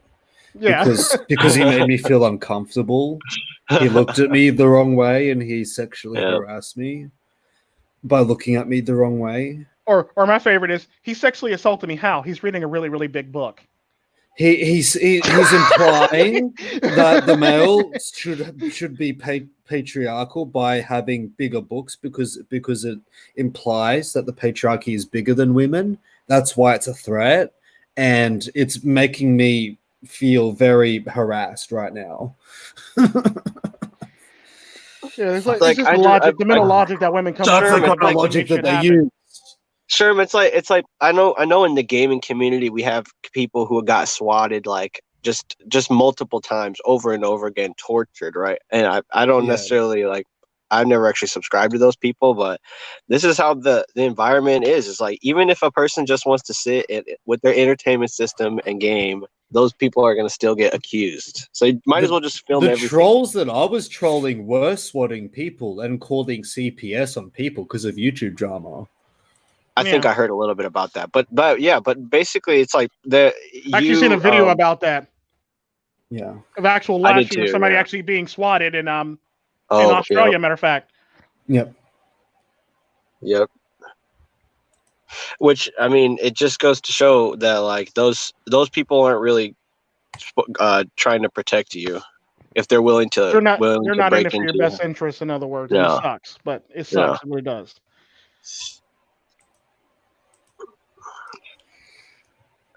Dang, this dude is going ham in the comments section. Who's Threads? Yeah, Threads. He's pounding the comment section like he's Tyrone and Chad combined. Like British parents, man. I love Threads. Threads is a trip. Matter of fact, I'm shocked I don't see Aaron here. Aaron didn't show up. He wanted me to do a live stream and his ass ain't come. I remember I got missed. The only reason why I'm here is because like it's been way too long since I've done a live stream with you, and working this job, boy. But as soon as I'm done, I get back on workers' comp, and I am back in the game, baby. I'm gonna be getting YouTube famous like I always have been. I just do it for fun. I just do it for fun. Does that mean you're going to get famous? To go to? Basically, I'm not in it for. Obviously, I'm not in it for. I know. I'm any kind of like fame. Well, I mean, at one point, maybe there could have been, but I deleted that shit because it's just in terms of them flagging me all the time and YouTube's policies changing and everything, and it's like, what the fuck, dude? I'm getting hit from every direction with YouTube, so I had to re-strategize because the way I was, you talk about red pill, boy, I was a fucking pill on fire. You were a literal red pill. Yeah. I've had that feeling too. I've had that feeling too before. Just absorbing so much. It's just like it's like those memes where it's like a philosophy meme where it's like the different pictures of that, like the person's head with all like the universe and stuff swirling around in it. It's just like you keep going up levels, and then and then you're just like playing armchair red pillar in your pajamas. You're like, what am I doing with my life? Take a step back. My man said, I will go back to work like nothing happened if you kill my daughter's mother. Really? Shit's given 0. Oh yeah, that is cold. Savage. So, Thread, how was your? I remember when I first got into the English speaking Menace fair. Everybody looked at me and go, he got that spicy hot Latin fire. The fuck, Tico got? Tico man. People used to look at me like, what the fuck, Tico? Tico man. Like I was literally trend man. Yeah, like I was like literally like gang banging on breakfast when I got back in when I got into the English man. It's fair. Like I had people just looking at me like, the fuck. Trend man. Yeah, you guys will basically know when I'm back to trying to chase after YouTube fame because basically I won't have a job. That's fine. You don't need a job. Yeah. Well, this is the future I predict is going to be the malls. The malls are going to get turned into Neolite, kind of like something from out of The Wiz, which is the black version of the Wizard of Oz. So it's going to be turned into like that first city. where everything's kind of like dimly lit, and it's wholesome, but it's also like creepy at the same time. And then also, they're going to be giant fucking warehouses full of all the shit that we used to buy back in the 90s. Because recently we just hit a technological plateau where apparently we can't go further than where we are now. So, Really? yeah, in certain areas we can't. It's just like we can only go so far until eventually it's like, shit, nigga, we can only CGI so much, nigga. And it's like, shit. Well, I think that's just because mankind has the inability to take a step back and see because it's almost like we're forging ahead into like unknown territory, right? Like going in guns blazing with all this new 5G and stuff. That's exactly what it is. I think that if mankind, what Tico, what do you think it is? Because now that Sherm talked about plateauing and shit, you know, we always talk about like old societies when like they had all this power, they had all this technology, and all of a sudden they would just disappear. Just forethought. Yeah, they had all this thing, but all of a sudden, now their societies like crumbled, and now they just totally disappear. For some odd reason, after Sherm said that, I actually got a vision of that. Like maybe America plateaued because now our light is dimming, and maybe somebody else is going to step up and be that Rome, or be that Egypt, or be that India, or be that thing. Now maybe our light is dimming. That's why we can't really do anything anymore. Maybe we reached our pinnacle of what we could do, because and the fact that our society is being dumbed down by social justice warriors too. So extraordinarily. Yeah, so like we reached our plateau. We reached our plateau of the sexual revolution and the sexual immorality and the drugs and everything. Yeah, because like literally all these other societies literally went through this shit. All these societies literally went through this shit just before their lights dimmed. And the lights went off in those societies for the most. I don't mean they went off. They basically, before like somebody else had to pick up the pieces and basically move on. And basically, that's literally what we're going through now. Now that Sherm actually said that, and brought it to my attention, and it's sad. Like that would explain. No one has the words to express what's going on in this society without being labeled a heretic.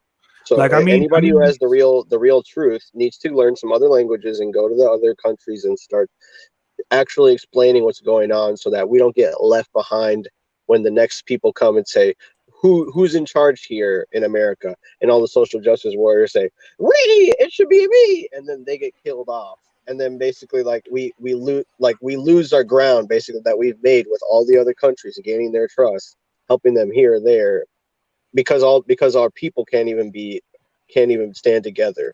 And it's like, well, what's going to happen? Like, I don't know. If one country soars ahead, like, is America gonna like just suck it up and like essentially shed its ego and just start to be more of think more in the terms of reality? Are we gonna be these people who go in the dead of night, masked undercover, and just like keep doing all this like fucked up nefarious activities? I think we're gonna regress for a bit before we go forward, because what I've read, what I've even envisioned, were these warehouses that are so fucking huge. Like, fuck what you think about Walmart. These warehouses are going to dwarf Walmart because of the fact that at some point in the future, we are going to get bombarded with idiocracy like no other. So we're going to try to preserve everything that we had in the past, because it's hard to make the new PlayStation 6 because of ownership issues and copyrights and all that shit. But anyone can rebuild a fucking Nintendo 64. So those are going to be in a special warehouse where you can go they're not to. Licensed. Yeah, exactly. And they're going to shut down the internet at some point in the future. That's the only fucking reason why we have these warehouses.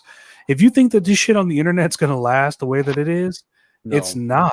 It's just. I kind of realized when like Snapchat got bought out, like all this whole new IP and cutting edge or bleeding edge next generation technology, all that stuff is like just a marketing ploy. So like everything that you see that when America social justice warriors claim to be America making great strides in progressivism is just them being convinced that the marketing is working, and all it's going to take is just that one Jenga piece to be pulled out for everything come tumbling down. And then all of a sudden we're left with our pants down saying, oh, but we thought Twitter was a good way of communicating and uniting people. No, it actually tore your country apart. So have fun with that. You made your bed, now you gotta sleep in it. Facts. Facts have been spoken. Yeah, you can only build your phone so fast and your laptop, so you can only make the next point they're talking about is quantum CPUs, but we haven't gotten there yet. We haven't even tapped into what that even is. Like no, we haven't even tapped into the four fast steps before quantum computing for the most part. Yeah, of let most alone of that computers. That part, yeah, we haven't even tapped into 5G yet. Because the sad part about it is, like, all these phone companies I know say they got 5G. It's nothing more than 5G LTE with a bit more speed. That's all it really is. It's not 5G. I've actually been to a country that literally looked like they got 5G, South Korea. Their internet's like the fastest in the world. The future is you walk into a store, they're like, "Hi, Wong Soon," and you're like, "Damn, I am Wong Soon." It's like you're literally walking in the door, and they say your name and shit. I see the future as promising, but it depends on how we plan this shit, because I don't know how, again, the technology is going to be. I think we're going to regress before we go forward, because the cities, and like I'm talking about like thousands of years in the future, if we even make it there, those cities are going to be those are going to be the Jetsons future, like the flying cars, and we figured all that shit out because we are on the break of some of these things, but we don't have. And I think what the biggest killer is that we are so divided. If we could look over the aisle and work together with these people, vice versa, then we could potentially create this futuristic world. But as long as we have shit like globalists, Illuminati, Fox News, CNN, as long as we have shit like that, and climate change, alternative lifestyles, where it's just a few people making money off of the many people, then if we have that and we don't have a sense of, I trust you, True Sherm, or I trust you, Tico Trend, or I trust you, Black Pill Menace, to come on into Google, give us your ideas, give us your this, give us your that, and then try to please the people. No fucking trust. No trust. No, I don't believe, because everyone's trying to make money. There are companies here in America that are selling out America so they could get the Chinese market because it's the largest market. Just being real. Yeah. I don't know how that market's going to look after this coronavirus shit, but for now, they still got half a billion. They still got 2 billion people, so the market's not going to really matter with them anyway. Well, they always have a balancing act in case things go out. Apparently, they're trying to go into India now. Yeah. Mm-hmm. Well, I was just going to say that regardless of the impact that the virus will probably have, I'm sure the power has a balance in place just in case too many people die or too many people are taken out of the construct. By you see a lot of people buying masks and preparing now and stuff like that. I'm sure that the government wants them to be more dependent on them and not as much forward thinking and thoughtful when it comes to disease and stuff like that. But a large part of it is just knowing where you're at, knowing your situation, because at any moment you could be put into the spotlight, and then if you can't represent yourself well, you just become another statistic to them. The whole like lack of trust thing, I think, is just a result of men and women not being honest about their true nature, and then like it kind of like all the political stuff kind of is a macrocosm of the relationship dynamic being so thrown off and so warped, because like men and women can't even like be honest with each other about what they want, and it's kind of like it's always going to be the woman first that says, I don't trust you, I need to move to a place where I'm feel more secure. And it's like if the guy's not willing to move with them, then it just creates pandemonium in the ecosystem of humanity being able to live together, because then you have the woman, like a woman leaving and talking all this mess about the guy instead of going directly to him. Then everybody, all the other people in the surrounding community believe that bullshit and then cancel that guy. That's one perspective eliminated. Then anybody who disagrees with that narrative those people now are up to bat. Do you agree or do you not agree? Are you innocent? Confess your guilt. And if you don't express in this kind of high voice way, oh, I think that person was wrong, and then we should all agree to disagree. Just don't believe anything for a fact, and don't be convicted. Don't have conviction about anything. Then we can be easily manipulated. There's a problem with all this shit. Because the older I get, the more I realize like my philosophy doesn't mean much of shit, because everyone thinks how they want to think, and their world is so different from mine. The world that I used to live in, that's the old world. This is the new world. And not only that, but sorry, it's so much more different. I'm sorry. I'll just finish off with this. I think I'm going to stick around like 15 more minutes. I got to get some sleep. I got to get to work tomorrow. But it's like probably 4 a.m. in Valhalla's land too. I wonder if he's still watching. No, I was just simply saying that like the reason why we are having trouble adjusting is because we need to realize, and this is why the red pill is very important, because it helps those men who seek that knowledge to awaken very easily to what reality is. And the reality is what we're dealing with women, with society, with the government, with different aspects of our life. And we need to be able to adjust. And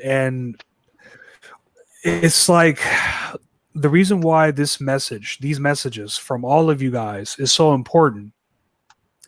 The reason why Mr. Elite coming back is so important. The reason why what Hammerhand is doing is so important. Even if you're not MGTOW, even if you're like Red Pill married, or what you're doing is so important, because you're giving that information to those who they might be in a similar situation. They never probably have experienced what you've experienced, and so that will be a stepping stone for them. See, this whole shit with Hollywood, they're counting on bringing in the new and shitting out the old. So that's why the older you get, the more your philosophy, more or less, is going to be up in the air. They suck the souls out of men in order to increase their in order to like further their immortality as a the best actress or something. Just whatever title they can cling to. I just also wanted to add to the comment about the old world and the new world that some people, they just will not understand it. Our like philosophy, they will not understand it. They do not have the mental capacity to comprehend world issues the way we do. Some people just don't have that threshold. True. Very true.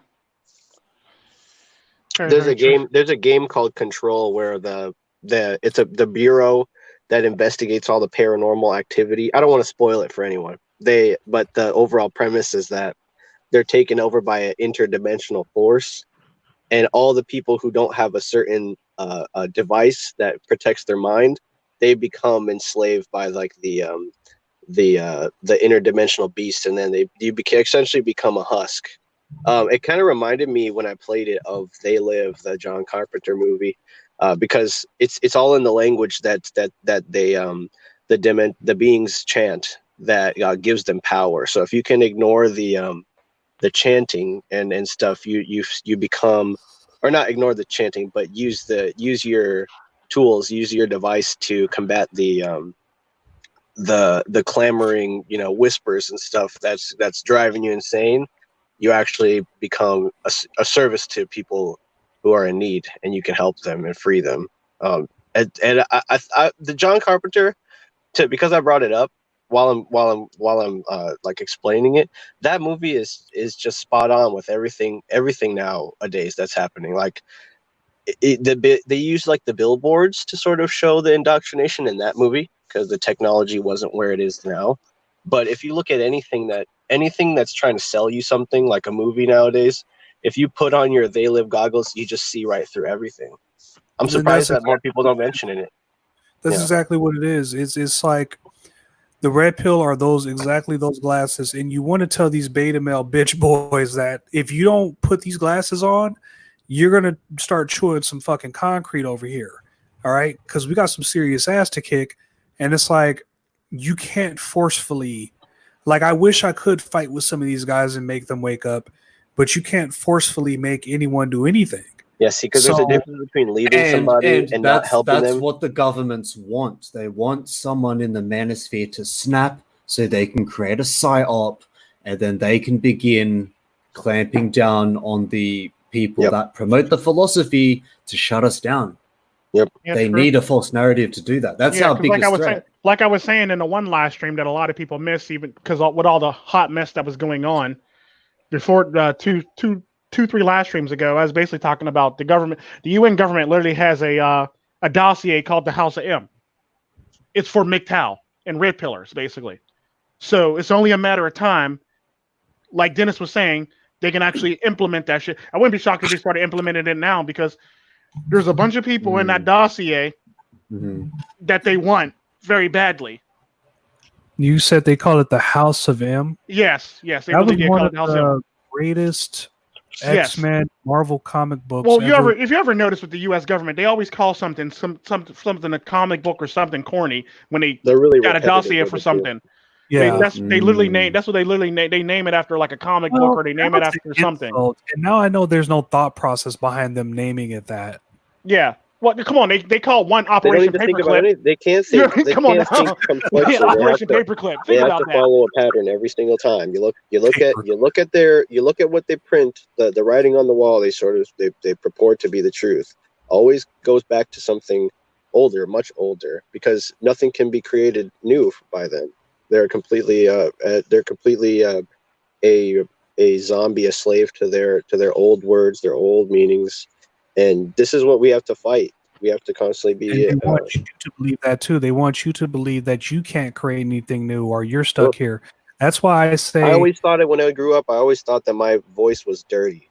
Like whenever I would go into an environment where it was guard up all the time.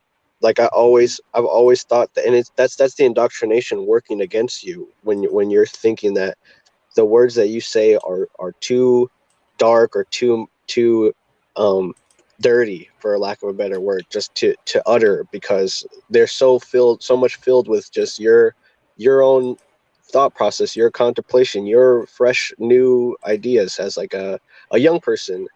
And your voice is treated like it has this like tainted vibe to it, because it doesn't sound like everybody else's. And it needs to be dispelled. Like, people cannot be allowed to hibernate or sleep on these ideas any longer. We have to be more vocal, and we have to put up a fight. You can't solve any of these problems that we're having with old ideas. We need new ideas. So it's kind of like what Alex Jones said, and it's so fucking funny. Half of the shit that he says, like everything that's happening with China right now, that is similar to like death camps, FEMA camps. Yeah. It's like all this Fast and Furious and everything he said about Epstein. It is like, whoa. When you cut a man's tongue out, you fear what he has to say. So pay attention to those that they really don't like and they're trying to silence, especially us. That's why I say that we're so important, and don't ever stop doing what you guys are doing. And that motivates me. I expect to be martyred, to be honest. I think some of us have hit a threshold where we are not only monitored, but we are potentially going to be martyred in the future. Like, I ain't got no problem with being martyred. We already know that about me. Like our dealer said, actually make a channel named MGTOW Martyr. Yeah, because I've always said it's an alliteration. I basically always had this feeling ever since Mina died, for the most part. So I don't got no problem with being martyr. I'm pretty much already dead. I'm already dead inside. You're gonna die one day, and look at it like this: Jesus was one of the greatest martyrs of our time. They still speak of his name 2,000 years after he did whatever he did back then. Okay, damn near formed a religion where majority of the people on this planet still believe to this day. Whether you believe or not, it still has power to this day. So it's just the fact that I'm not saying go out there and give your lives or anything like that, but I'm also saying be ready, be ready and be vigilant and expect something. Have an answer ready. At least have an answer ready, and keep your head on the swivel because they are coming for you, gentlemen. And they could potentially clamp down and hide your kids, hide your wife. I've been hit by the local newspaper in a hit piece actually because of MGTOW. I believe it. I will talk about the article in a later stream. I have already been hit by the local media here in a hit piece with my name in it. I believe it. I will cover it in another stream though. The point is that can happen to any one of us. Definitely. And it has happened to some of us. Well, these news people, they want views, and they're going to use the most extreme tactics in order to get attention these days because their media is dying, and they're afraid of us. They're afraid of not just like us men, MGTOW or Red Pill or Manosphere. They're not just afraid. They're afraid of independent, free thinkers, news people. That's why they don't like new ideas, because we are living in a world where, in a sense, we can challenge them. Mm-hmm. They're worth billions of dollars, and yet they're losing the interest of the people, and we're gaining the interest of the people. That's what's driving them crazy. We don't even have half the technology, half the money, but just a guy like me or Tico or anyone, human being is complete. Boom. Yeah, we're all we have everything that we need, but the real indoctrination is to tell you that you're incomplete. That your desire dictates you. You need things in order to survive. But in reality, a person who has conviction, they fight without need of anything, any sort of approval, any sort of material item. The times that we live in, it's easy to see things from the black pill lens and then just give up. But there's actually hope for the future in a person that is willing to say the truth, no matter how much it puts them in jeopardy. Yeah. So respect the ideas of other people. And if you have the need to sound somebody, it better be for a damn good reason, because I believe that people can have rules and things for their people, their culture, that makes sense to me. But when you start to censor people based on for ulterior motives, it's just it doesn't actually create a situation where I feel like we're all there for each other. Like I feel like I have to be picky and choosy about who I talk to, and I don't want to. Oh yes, definitely.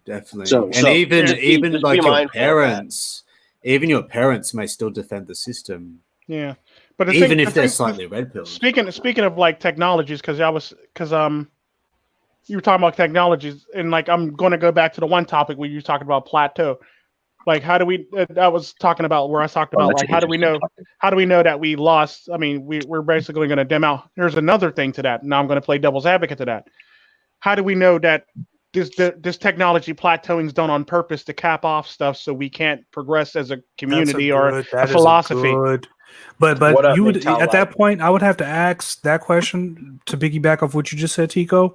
Mm-hmm. Who do you think would limit us to that detriment? Would it be just powers to be out of Google would and it Bayer be Corporation? The forces of good are the forces of evil. Well, who's good and who's evil anymore nowadays?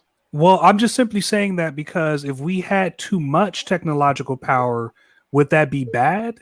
Because if you look at the fuck shit that happens on Twitter, obviously people have a habit of misusing bullshit. Yeah. So, or then there's also Twitch. I was over there the other day and I was like, oh, I really gotta delete my account. These bitches are getting crazy. Yeah, absolute power corrupts absolutely. So it's like, well, who limit us? Guys, there's gonna be a bike. There's gonna be a motorcycle. Just a guy with a small penis. That's all. Yeah, basically. Yeah, but the problem with it is it's not even the fact that handicapping people and capping off the technology. They're basically scared. It's not even the fact that them. It's the fact that they're scared of us. You know what I mean? So they got to cap off the technology because they know that we can adapt so fastly and so quickly that it like every time they try to do something to us, next thing you know, me and Sherm, me and all the people on the panel and people in the chat are pretty much popping up out of nowhere again. Like, the fuck, we just killed that weed. Where the fuck they come from? Like, so I believe that they're basically trying to cap off technology to hinder us. But they don't know how to do it because we're so ingenuitive that we just pop up out of nowhere like they say the rose out of the concrete. Not only that, but it's starting to get back to the good old days as to why they did all this separation in the first place. We're starting to find out where they are, where they live, where they like to lurk. And they don't like us there, which is why they created all this separation between us and them. They don't like us when we're right outside questioning their bullshit. Yeah. They want us far, far away from them. Yeah, Lenny Bruce was talking about Contra a long time ago. Can everybody hear me? Okay, yeah, go ahead. I'm gonna go. I need to have a rest because I'm still pretty tired. But I think thank I'm you gonna for having me on the shower panel or something too. So thank you for having me on the panel. Anytime, then. All right, Menace. And be discerning, gentlemen. Just be discerning. True story. He really means about his trolling videos. That's what he's. That's like what he means by that. Yeah. But Dennis did get hit in a newspaper. And I feel bad for him. He got a nice little hit piece. Well, it's not nice. It's a jerk hit piece though. But they basically went out of their way to basically do it. And it Some sucks, bad publicity. Yeah. Basically, frame them in a certain light. But yeah, it's like I just wonder if they're not trying to cap off technology on purpose to basically. It's kind of like how we always say, cut your nose to spite your face. Or is it vice versa? I can't remember. English isn't my first language. But yeah. You said cut your face to spite your nose? Basically, yeah. So, like, how do we know that they're not doing it to basically despite us for the most part? So, you know what I mean? So, like, it's like self-sabotage in a way? Yeah. No, it's more or less like jealousy and envy and sabotage at the same time. Can't be a Bill Gates without having to buy into a certain kind of group of people. Like, you have to become one of them in order to fit in with them. You have to know their customs, their signs, their diplomatic language. Marriage. Yeah, you got to lay with the right people. Otherwise, they won't let you in. I get how that works on like a metaphysical level. Like you need to be. That's why people say when you go through the red pill rage, you are basically going. Well, Tico's the first person I ever heard say that it's actually you're going through like the phases of denial. So you'll actually grief. You mean grief? Yeah, grief. So you'll actually be like, you know what? If I get super close to this thing that I hate, and I actually form a diplomatic marriage in my own soul with it, that maybe I'll be able to combat it better. No, that's obviously not how that works, but that's just an example of going through the stages of grief in your own head after something tragic happens. We're more susceptible. So I think what they're doing is trying to pushing offers for like just sign away or make one decision out of line so that we can take advantage of you. You can be put on cutting off the nose to spite the face. Okay, cool. That's what it is. Okay, yeah, thanks, Vol. Yeah. I be trying. It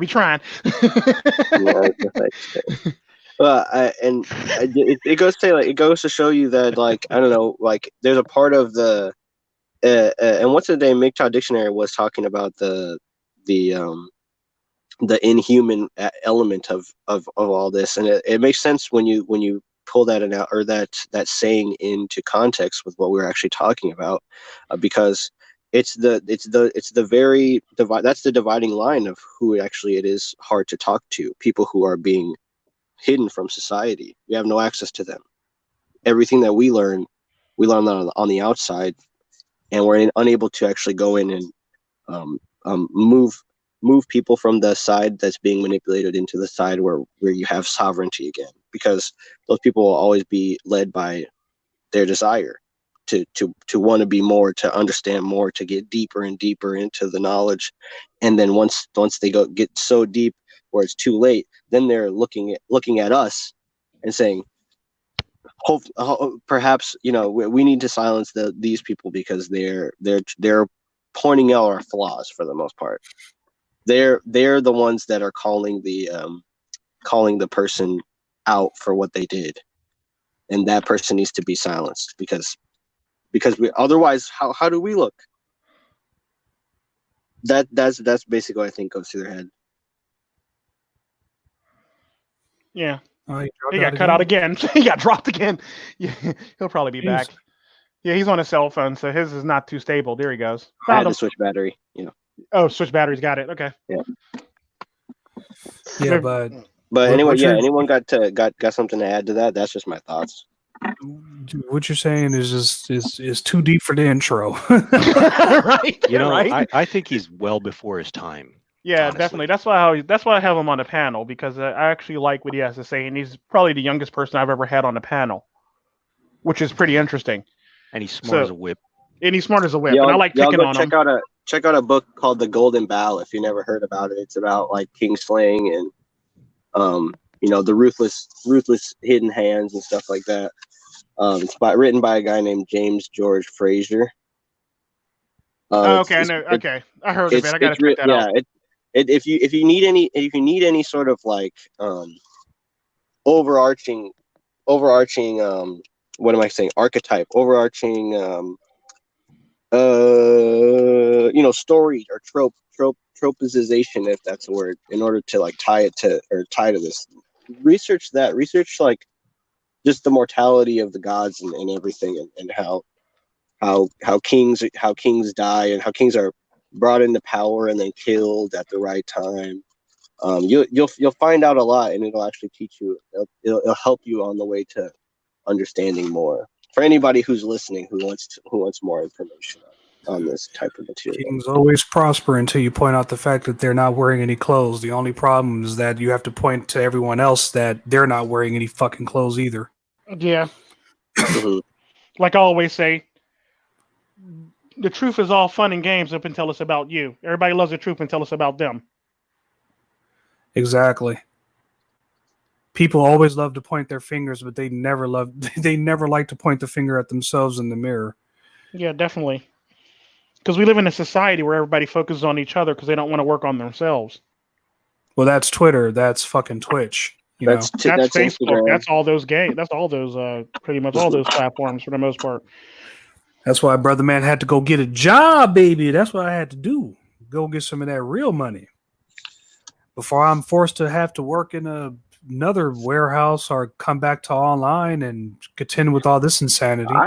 I think that like a lot of I think a lot of the relationships that ended or were rocky or something as a result of this social media is actually an acknowledgement that women can go their own way. It's called going into into an echo chamber where you're right 100% of the time, and then all of a sudden, like, I think good relationships that might have worked out end up not, because there's this thing in the way. I think King MGTOW, who I respect greatly, actually once said that if social justice warriors didn't get involved and the government never got involved, a lot of this like man-woman stuff would have got sorted out. Kind of like what Tico and Double I were talking about with regards to culture in the past. Yeah.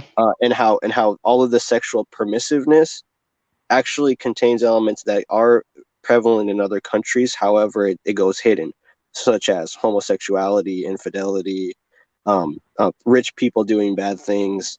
It's more visible here because there's less of a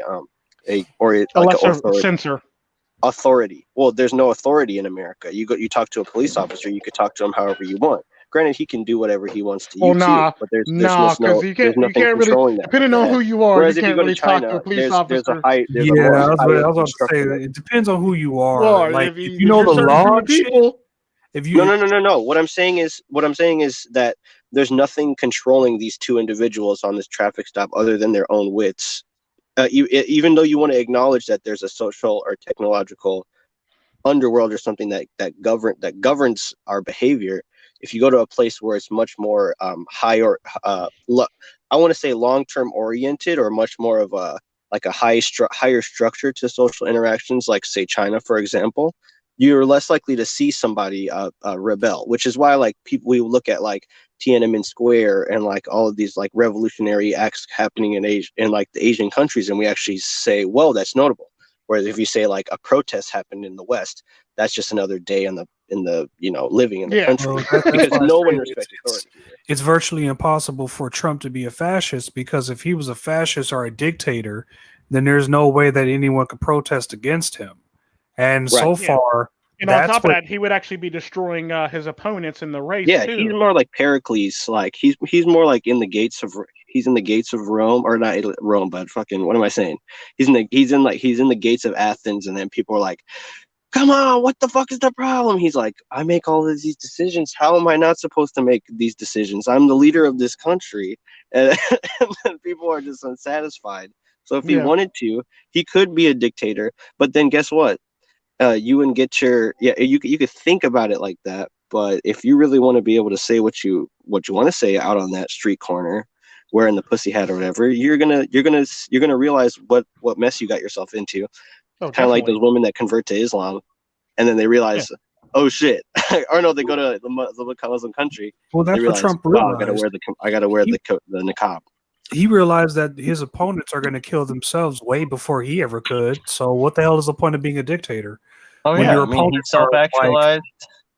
Like, he's a person that has a frame of mind that can't really be altered by outside people. You would call it arrogance if you were stupid, but the real arrogance is in the young people that think that they can go on talk shows and stage at the Oscars or Grammys and say whatever say whatever comes to mind, and think that that's going to immortalize them, like preserve their legacy and stuff. It's like, that really bothers me when I see the younger generation like say like stuff like, "Oh, that's so fire," or "Oh my god, that's so lit."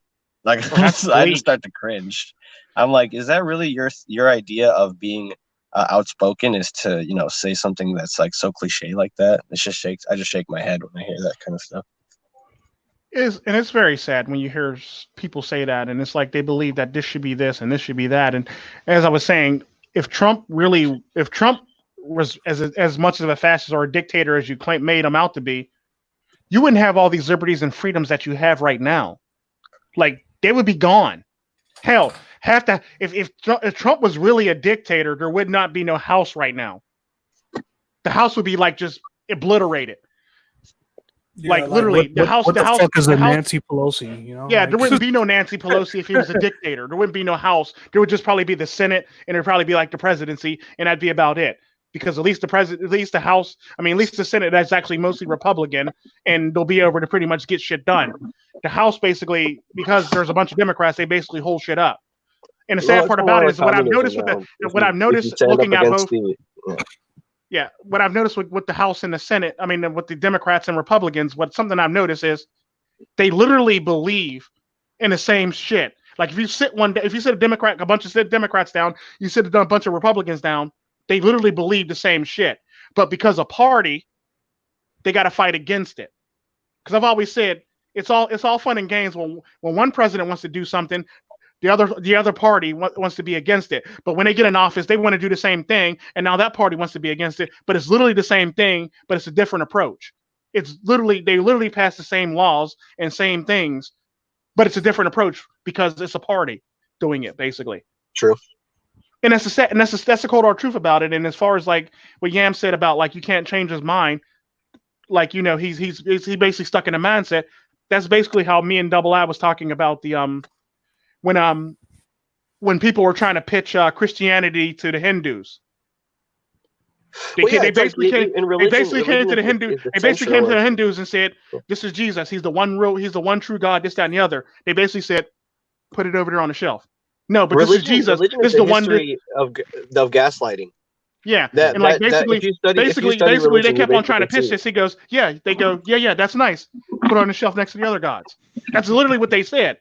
So it was very hard to shake them. So they basically had to go in and restructure it so like they can follow what they want them to follow for the most part. Yeah. And that's how India got its caste system, because they basically had to restructure the whole entire Hindu faith for them to believe it, so they can make it so that the Indians all have this this new structure, and now they believe in this caste system because of the new Hindu religion for the most part. They basically snuffed out the old and gave it a new. But at the end of the day, all the normal people always go back and worship whatever they want to after the priests get on their soapbox about, okay, there are no more gods, and then now there's only one god, and then he's bisected into three. It's like everybody goes like, all right, I'm gonna keep burning this pig over here at the literally, and praying to this guy, like, have fun with that. Like a lot of the religion, if you study it, is just a bunch of groups of people gaslighting each other into saying that no, I deny your experience. This is how it really is from a logical standpoint. And then we realize with time, I got that reference. I got that reference. It's kind of like what I was saying earlier in terms of realizing that, oh shit, my philosophy is not the only philosophy that exists. There are other people with other viewpoints, and even in those groups, they sometimes have differences of opinions, and sometimes even about the same philosophy or verse, Bible verse, or Quran or whatever. So there's always going to be that.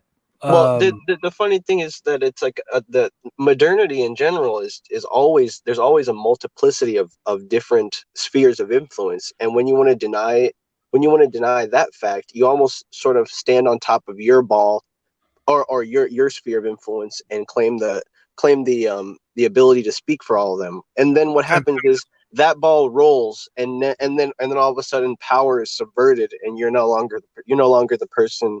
You're no longer responsible for your own ideas. You're now.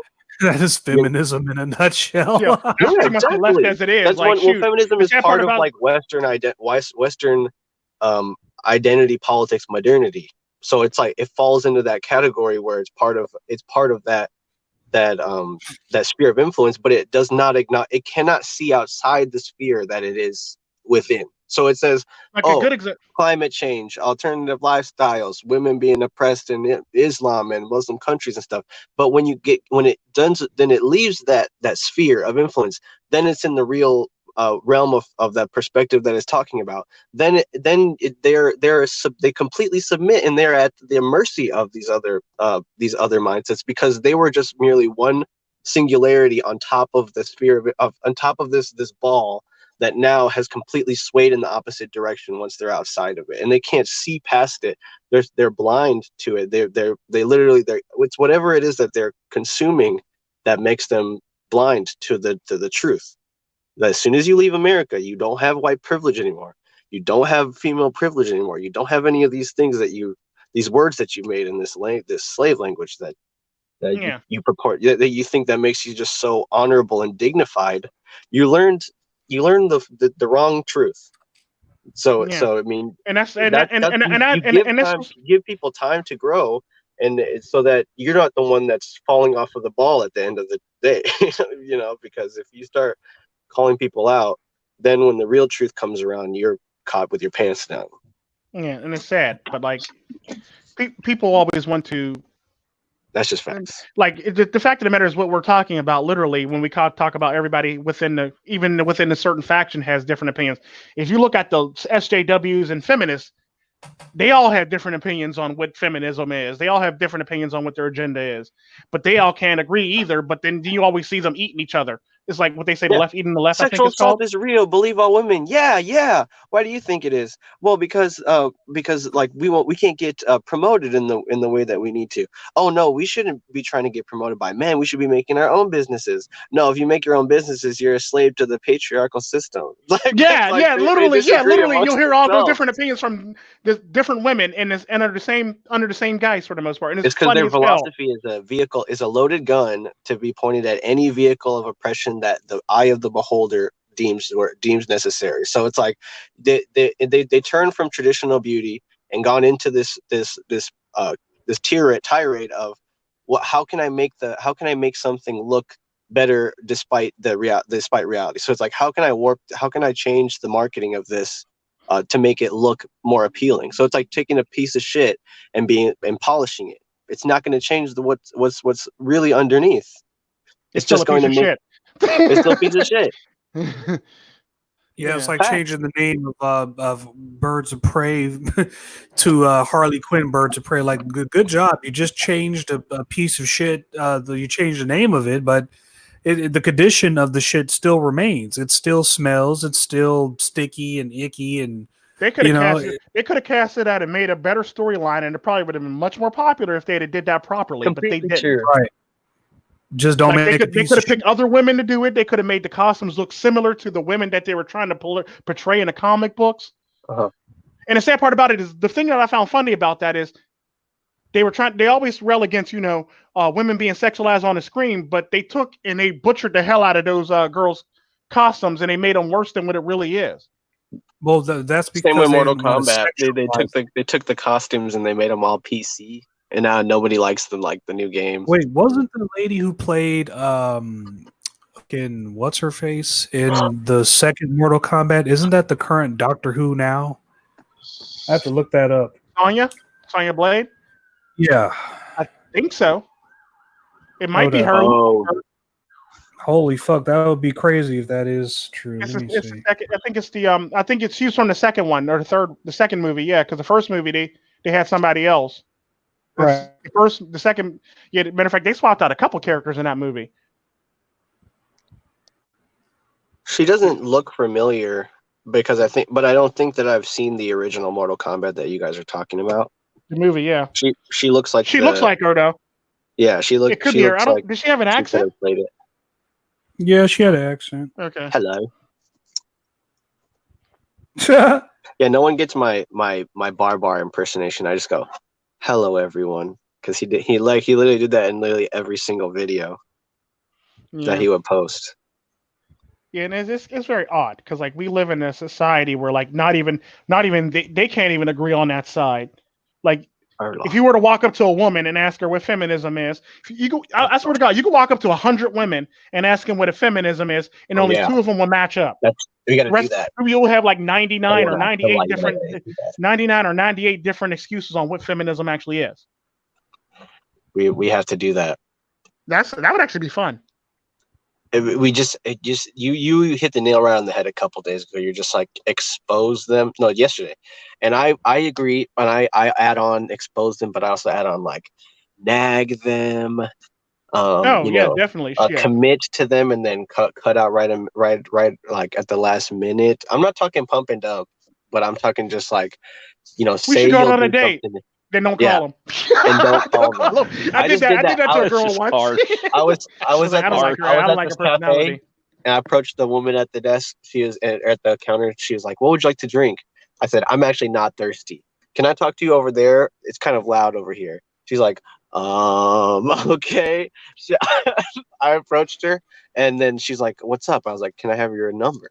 And she was like, "For what reason?" I said, "In case you and I want to get lunch sometime." She's like, oh, she thought it was funny.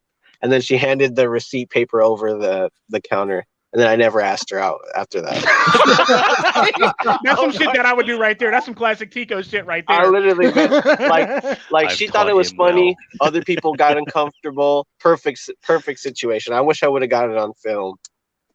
Yeah, like that's some classic Tico shit right there. I'm not going to call you. I'm just asking so we could be friends. Ain't nobody taking you on a date. We're friends. Fuck you. I'm not taking her on a date. I'm not. I just wanted to do it just to prove a point to myself that I can still do stuff like that.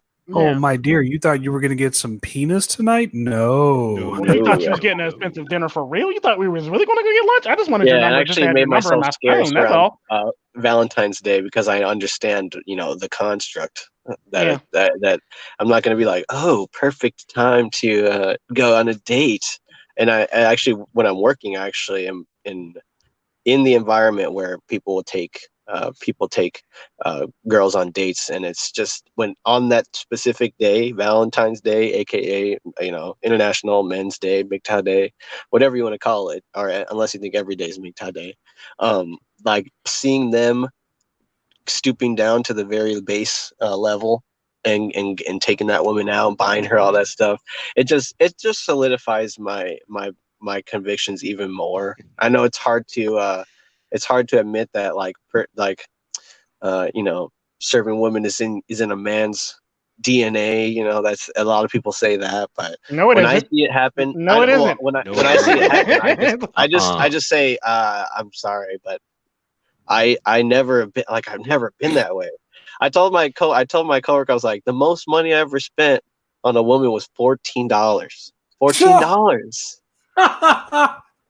I never ever spent more than that. $14. Nice. And it was it Chick-fil-A? I even asked the lady. I was like, "Are these like? Do you have any special deals on these roses?" Like, I was trying to get a fair estimate, because in reality, I thought that was overpriced. You know, I thought I was spending too much. Yeah, roses are always overpriced though.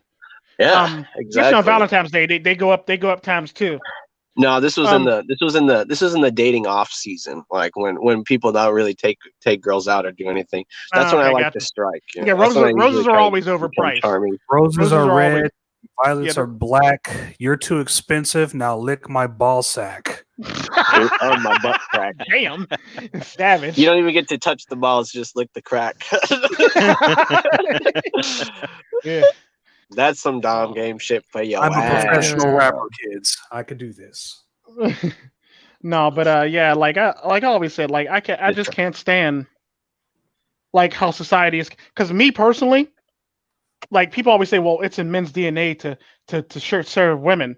Well, technically, back in the caveman days, a man didn't really serve the woman served a man. So how the fuck we flip that is beyond me. Like, how the heck we flip it to men serve women when in fact the woman actually served the man because she actually needed the man so she can live. That Western construct. Yeah, I know, and it's like hell in third world countries. Like I always said about like you'll see like the English speaking MGTOWs do like videos on the women in Latin American countries that are like acting a fool and shit like that. But what you don't get to see is that bitch going to jail. Like literally, that's what happens when you act a fool. It's like literally like Russia, like the feminist that was pouring bleach on people. Do y'all hear from her anymore? No. My point exactly. Bitch got handled. As a matter of fact, I didn't even see a follow-up video. I didn't see any like copycats. None of that shit. Just one and done. Really? Yeah, literally. They pretty much put you in jail for the most part because they handled her. Yeah, they handled her very quickly, and just like in Latin America, that lady that was acting a fool at the door that one MGTOW was showing, she's in jail right now. She's serving some serious time in jail. Yep. She's serving some serious time in jail. You would have thought she murdered the man or something like that, but basically what happened was she went to jail for accosting a man and using up resources. That's a serious offense.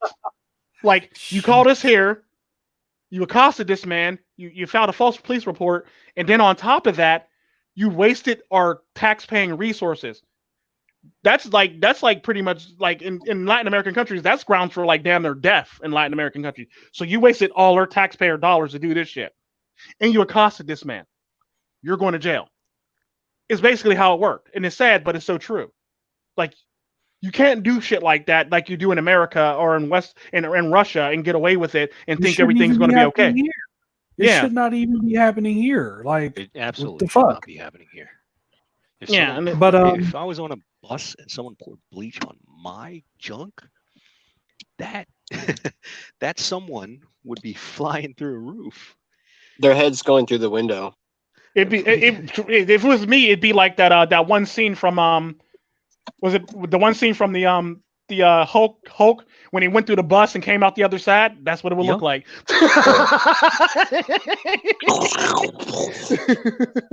Was he fighting Ultron? Double eye come out. Oh yeah, she'd went through the one side of the bus and came out the other side of the bus, and I'd throw her right back through the bus.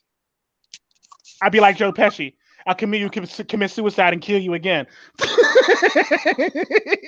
For real. I don't see that happening in the U.S. I really don't. Yeah, maybe like in people, Russia, but not here. Yeah, like no, like in the West, in the Latin American countries, that would happen. Like the only thing that keeps a lot of the feminists, even the ones I was telling you about in Argentina, at bay is the fact that people were literally check them. Like people, there's always somebody, let it be the older woman or a guy that's an equal opportunity head buster. Somebody will check them. And this is another reason why feminism doesn't grow that fast in Latin America, because there's somebody that's equal opportunity hit buster that don't care if you're a woman or a man, and will hit and will check you in a heartbeat. Machismo, motherfucker, machismo is what they usually refer to it. Like somebody will check you. Yeah, somebody will check you in a heartbeat, and it's sad, but it's so true. Just like we were saying last night, that guy, card. I am about to go skin that one chick. Yeah. But go, the Mexico chick. Yeah, I wasn't even shocked by that. I was like, I didn't even blink. I was like, okay, I seen that coming. And she had it coming. You're getting skinned. Yeah. What was even funnier is all the fem beasts that went down there thinking that they were going to protest do that. something. They got arrested. They got beat up. They got beat up and arrested. And they got arrested. They got arrested. Now they're crying for their freedom now. But that's the fucking thing too, is that like when people in the 70s needed help protesting, that's the key word. They needed help. Like they need help from South American revolutionaries. They need help from Russian revolutionaries, from everybody across the globe, because they don't actually know how to organize and how to formulate the ideas. They just know how to read. And it's like, we need somebody to aim our reads, because in these other countries, when people protest, they bring gas canisters, they bring masks, documentation. They actually create barriers and build walls and stuff, and give the government a run for their money because they mean business. But when the revolution happens in America, everybody goes back home and just snuggles up and watches Netflix the next day, because they didn't actually put any skin in the game. They didn't risk anything, because everybody said, daddy government's got you covered, they'll take care of you. So there's no reason to actually stand up against them. It's a lie. Don't believe it. They show up with purple hair, peacock around, and then they go home. Yeah, they literally do. Like they'll show up long enough for the news cameras to catch them. Yeah. And then you can be like the ones that actually get picked up by the alt-right people, and they end up banging the feminists, or they end up jumping on the dick of the opposite side, and then all of a sudden now they're a bipartisan. Yeah, in the debate. Yeah, that always cracks me up, they literally got bipartisan. And the feminist turned into like an alt-right person. That always cracks me up when I see that shit. Like, wait a minute, wasn't she just? Isn't that the same girl that was just? Now her hair's straight and blonde now. Okay, I see now. Now she's no longer has the dyed hair, right? Yeah, this blonde or brown now, and she looks like Susie Homemaker and shit. I love feminists revert back to trying to be trad thoughts, like now you want a man, now you want to be obedient and subservient. Get the fuck out of my face, you fucking feminist. Yeah. Because, like, I've always said that I don't care what you say about trad-cons. Trad-cons are basically feminists. They're just approaching it from a different way. Oh, yeah, and they're going to get way more aggressive. You watch. I'm telling you, man, you're going to listen to that bullshit. Some of you are going to fall for it. But if you wait long enough, you're going to see that mask slowly just slip off. And you're going to, how come no man wants to marry me? Am I not worth it? Am I not worth it? Meatball from yeah, literally. Oh my god, guys! 45 years old with the hats. Am I not worth it? Like it was something that Better Bachelor brought up. That was. I love Better Bachelor. It was somebody who was like you from the age of 19, possibly even sooner than that, to the age of 30 fucking 4, you've been getting nothing but dick, free dates, free money, free all kinds of shit from all these dudes. But when you hit the wall, you want the entire world to stop, and you want God to spread his ass cheeks and dump you out a man for you and no one else except for you and only you. And he can't be a dog. He can't cheat. He can't be this. Rihanna said, True Sherm, where it's like, if your ex, if she's dating you, True Sherm, if Rihanna's dating you, and then your ex-girlfriend died, and then you like cried, then she'd break up with you. Yeah. She's like, if your ex dies, I remember that and you one. cry, you're single. But it's okay for her to cry about her ex. But it's not okay for you to cry about your exes. Yeah. Yeah. Like, oh, well, we were close. Okay, we were close too. That's different. No, it's not different. It's the same damn thing. I simply tell guys, I just simply tell them, look, I'm not here to tell you who to date, who not to date. There are some MGTOWs who still date. I'm not here to tell any man out there what or what not to do with your junk. All I am simply trying to do is give you an alternative to think, because you better be you better be fucking kidding yourself if you think that for 1 second that these bitches are not plotting against you. Mm-hmm. We were just talking earlier about how these women are, and the fact that I was on Hammerhand's community, and this is true, that these women want you to get physical with them, real physical with them during sexy time, because they want you to leave bruises, they want you to leave marks. That way when they take back, exactly, when they take back their consent the next morning, who's going to get in trouble? You are. Yeah. Exactly. Like I don't get me wrong. I don't mind rough sex. It's a cowardly way of going. If it's going to be rough sex, it's going to be rough sex with a woman I actually trust.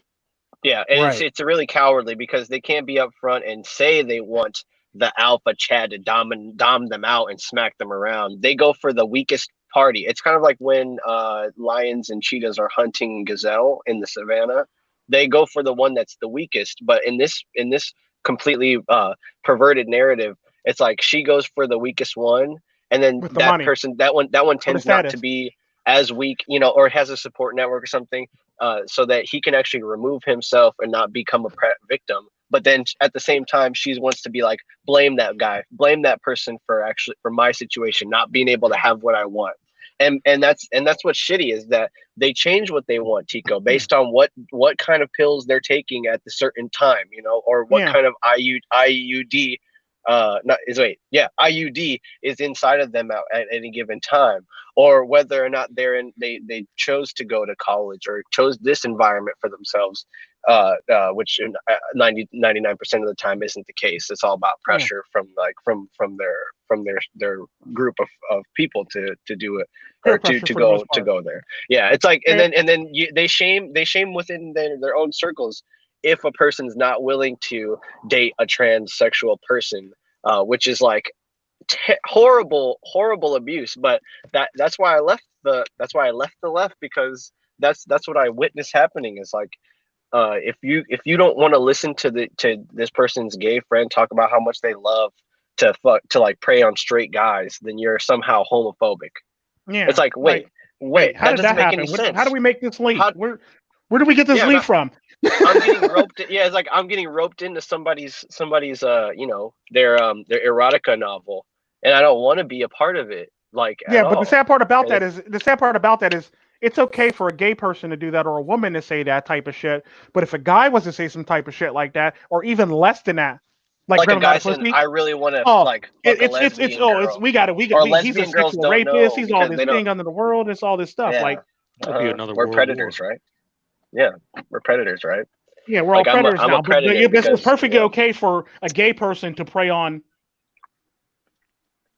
straight men, or a woman to prey on a man's resources and use them and use them and abuse them. But the minute a man says something like grab him by the pussy, or you know what I'm noticing that men can get away with? Like that. I noticed that men could get away with anything once they become women.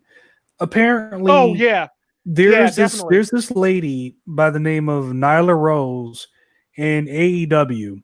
Now, I'm not entirely sure if she is transgender or not, but it would just be striking to me that Nyla Rose just became the AEW Women's Champion, and technically speaking, she's transgender. So do the math, okay? That means she's walking with a little bit extra, but she could be the woman's champion. So all I'm simply saying for those guys out there who are tired of the oppression, get your high heels ready. I don't know what else to say. TFM is the godfather. You got the line on the screen. Look at him with the line on the screen. Yeah, I know, right? But when TFM was talking about telling guys who are listening to him to declare themselves a masculine presenting trans lesbian with a masculine clitoris and feminine ovary, or external ovaries, that to me was the defining moment in my life where I was like, I don't need to be this I don't need to be this blue-pilled puppet anymore. I can actually just out crazy people and subvert them, controlling me by just telling them something just outlandishly crazy that they would never that no one would ever believe, but they believe it. They believe that bullshit. You mean to tell me I could power bomb a 120-pound bitch on top of the wooden table, and all I got to do is call myself a woman? True story. True story. That's all I got to do? Yeah, so literally. You mean the next time the police my door, me and my girlfriend get into a fight, right? The police come to my door and I'm like, excuse me, sir, but I am a masculine transgender. Legit. Think about that shit. And they literally put themselves into before because they'll see that you're black, and they should just put it on your door, your front door, and say like, you are walking into a masculine presenting trans lesbian's home. This is the picture of him or her. No. The beautiful woman sending your brain. I got even an easier way. All you got to do is go in a closet, get a hair hat, and run. True story. Because if you're curvy enough, true story.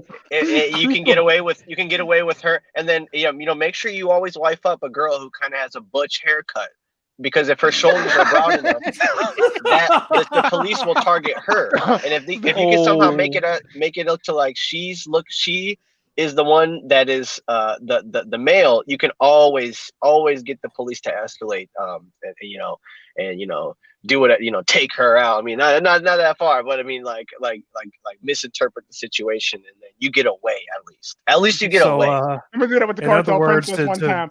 To better answer your question, lonely_, that is exactly the reason why I want me a strong woman. I want a woman that be able to take a punch on the chin, baby. See, I want a woman that's willing to, if they really want me badly, throw me in a trunk and kidnap me. No. I'm pointing about that too, because it's like I think that's the type of woman I love. A woman that wants me so badly, she's willing to bring men, kidnap me, tie me up, and throw me in a trunk. As a guy, apparently. But wait a minute. Didn't that actually happen to you? Yeah, that actually happened to me. Yeah. That's what he's saying. It happens all the time. No, but what I'm saying is, hey, if they can keep your car, I'm saying is you make that leap. I'm sorry. Wait a minute. Did I mishear that? Happens all the time. Yam said that. Dude, I say that because it's true. Like if a girl really wants you, and that's why I always say it's like you have to believe that you can't believe the fairy tale that women are like, oh, women are this way, they would never be capable of violence or something, because then that limits your scope of what you look for in terms of a woman, and may or may not be one of these ninja chameleons that are gonna they put all the good stuff out front, and then they age like old cheese, and then all of a sudden you're stuck with some person beating you and no one actually believes you. But the real thing that you need to, the real thing that we need to actually accept is that like women a woman doing that, is real. And then because men are put in these proveniences of acceptable level of attractiveness, kind of what think of Before You Sleep was highlighting with that video clip of the guy who's not a Chad, obviously being creeping out the woman that doesn't want to do anything. It's like if he was attractive and kidnapped her and took her to the island, she would see that as romantic, as opposed to it being creepy if a guy who isn't attractive does it. And that's something that does not go the other way around. Women are able to molest children and kidnap men and beat men, shoot them after matching with them on Tinder is a recent story. Pour hot grease on them while they're sleeping. Burn their house down, them to burn the bed, their clothes, their belongings. Hit them with a frying pan. They can do anything. Oh, yeah, they're the badass. Oh yeah, there was a story about that. Apparently, this woman, well, she was in the right. I will give her that. Hold on. What was that? I think I might be crossing two stories. She literally showed her. No, she was actually being beat. That's right. She was being beat to the point where damn their non-recognition. So the one time when her husband got drunk, went to sleep, she got her husband drunk, let him go to sleep. This was her downfall, where she got him drunk and let him go to sleep. And she basically put sleeping pills in his beer, and she let him go to sleep. She basically stapled the sheets, like Econo stapler, like the ones that you use in building houses. Stapled them to the sheets, and she took one of those big ass cast iron frying pans, like the heavy ones, like Grandma used to use back in the day, and she's crashed him over the head and like popped his head like a grape. The only reason why she got serious time is because she drugged her husband first. If she didn't do all that and he just was sleeping, the beast. if she didn't do all that and she'd have just did what she did, she'd have probably got no time at all. But because of what she did, that's the reason why she got time. They never get caught. They get caught, but they never get punished, and we see that. But the fact of the matter is, the only reason why she got punished the way she did was the fact that they found alcohol and sleeping pills in his system at a higher amount that you normally would do. That is the only reason why she went to jail. Other than that, if she wouldn't have used the sleeping pills and she'd have just used the alcohol, affected by these wildy beasts, she would have got off scot free, most definitely. But and it's just stuff like that, and it just blows my mind. And yeah, that actually literally happened to me, and I'm just like, she literally loaded up 3 vehicles full of men to go and get my black ass, because I happened to be in Tier 1, and I wasn't even thinking about it at the time, and I didn't really think too much about it, and she literally, that's what she did. Like, I'm sitting there thinking to myself, like, this bitch really done loaded up a truck full of men with guns to come kidnap me because she really wants to be with me. And the sad part about it is, this is when I actually found out about fetishes and sex fetishes and stuff like that, because I found out, apparently that's my fetish, being kidnapped by a woman that really wants me. Like, she can get the D if you want to. No, I know you like this. Yeah, like you literally, you can get the D if you kidnap me and I find you attractive. You can get the D, because that doesn't turn me on. Like, I found out that actually turned me on. Like, I literally was turned on by it. It's like, this bitch really does kidnap me. like yeah, but it's just stuff like that just makes it so funny. Like, and it is what it is. Like, Valhalla shit like has this. Secret admirers. Yeah, he does. Valhalla, he definitely does. Damn. Yeah, he apparently somebody put 2 roses on his door on the 14th. Yeah, so I highlighted that. Y'all missed that, but yeah, he's yeah, but like, there are women out there that really want you, but at the same time, like I was saying in my one video, we're too busy looking at ass and tits, and we end up picking ass and tits over the girl that we really need to be with, or the girl that we really want. I'm not saying go out and date. I'm just saying, though, a lot of the time, how we got ourselves into this mess is because we weren't thinking clearly when we got into the mess. We were thinking ass and tits. We were blinded by ass and tits. Like, we were hypnotized. Take a look at that. The ass shaking, the hip shaking, and the tits shaking, basically. I think it's just, I think all of this stuff, I think the fact that we all say the word incel without really taking the time to actually dissect it is like, it just does a huge disservice to, it's like, since I'm young and I don't get laid, but I have before, I actually would consider somebody in my position to be an incel. Like, I don't go around saying it because I have respect for the term. I actually think it means what it means, involuntary celibacy, meaning celibacy I see as being something that like nuns and like people of the cloth practice in order to become closer to, their religion, because it taints, not being celibate is maybe in their view a way of tainting their religious duties. And then I see it being involuntary as being irrelevant. Like, what is it? Who decides what's voluntary and involuntary when it comes to sexual marketplace? Like, who gets to decide that? That's my overall opinion, because that is exactly the divide, or the thing that divides people the most when it comes to these stories about when we see tragic things happen when people lash out, is because we want to categorize them as what could they have done in the moment, instead of actually being there for that person when they were not going through, when they were not having the best life. I'm not saying that I'm not saying that that person has all the guilt, but it's everyone's responsibility to notice the signs that something's not going right, and to go in and help that person. So don't tell me that person is involuntarily celibate. You had a responsibility to make sure that person was raised properly, and you neglected that because you just wanted to look at them for what their flaws were, instead of actually looking at what could be done. And that's my overall. It's kind of like what I was saying at the end of my last stream last night about simps.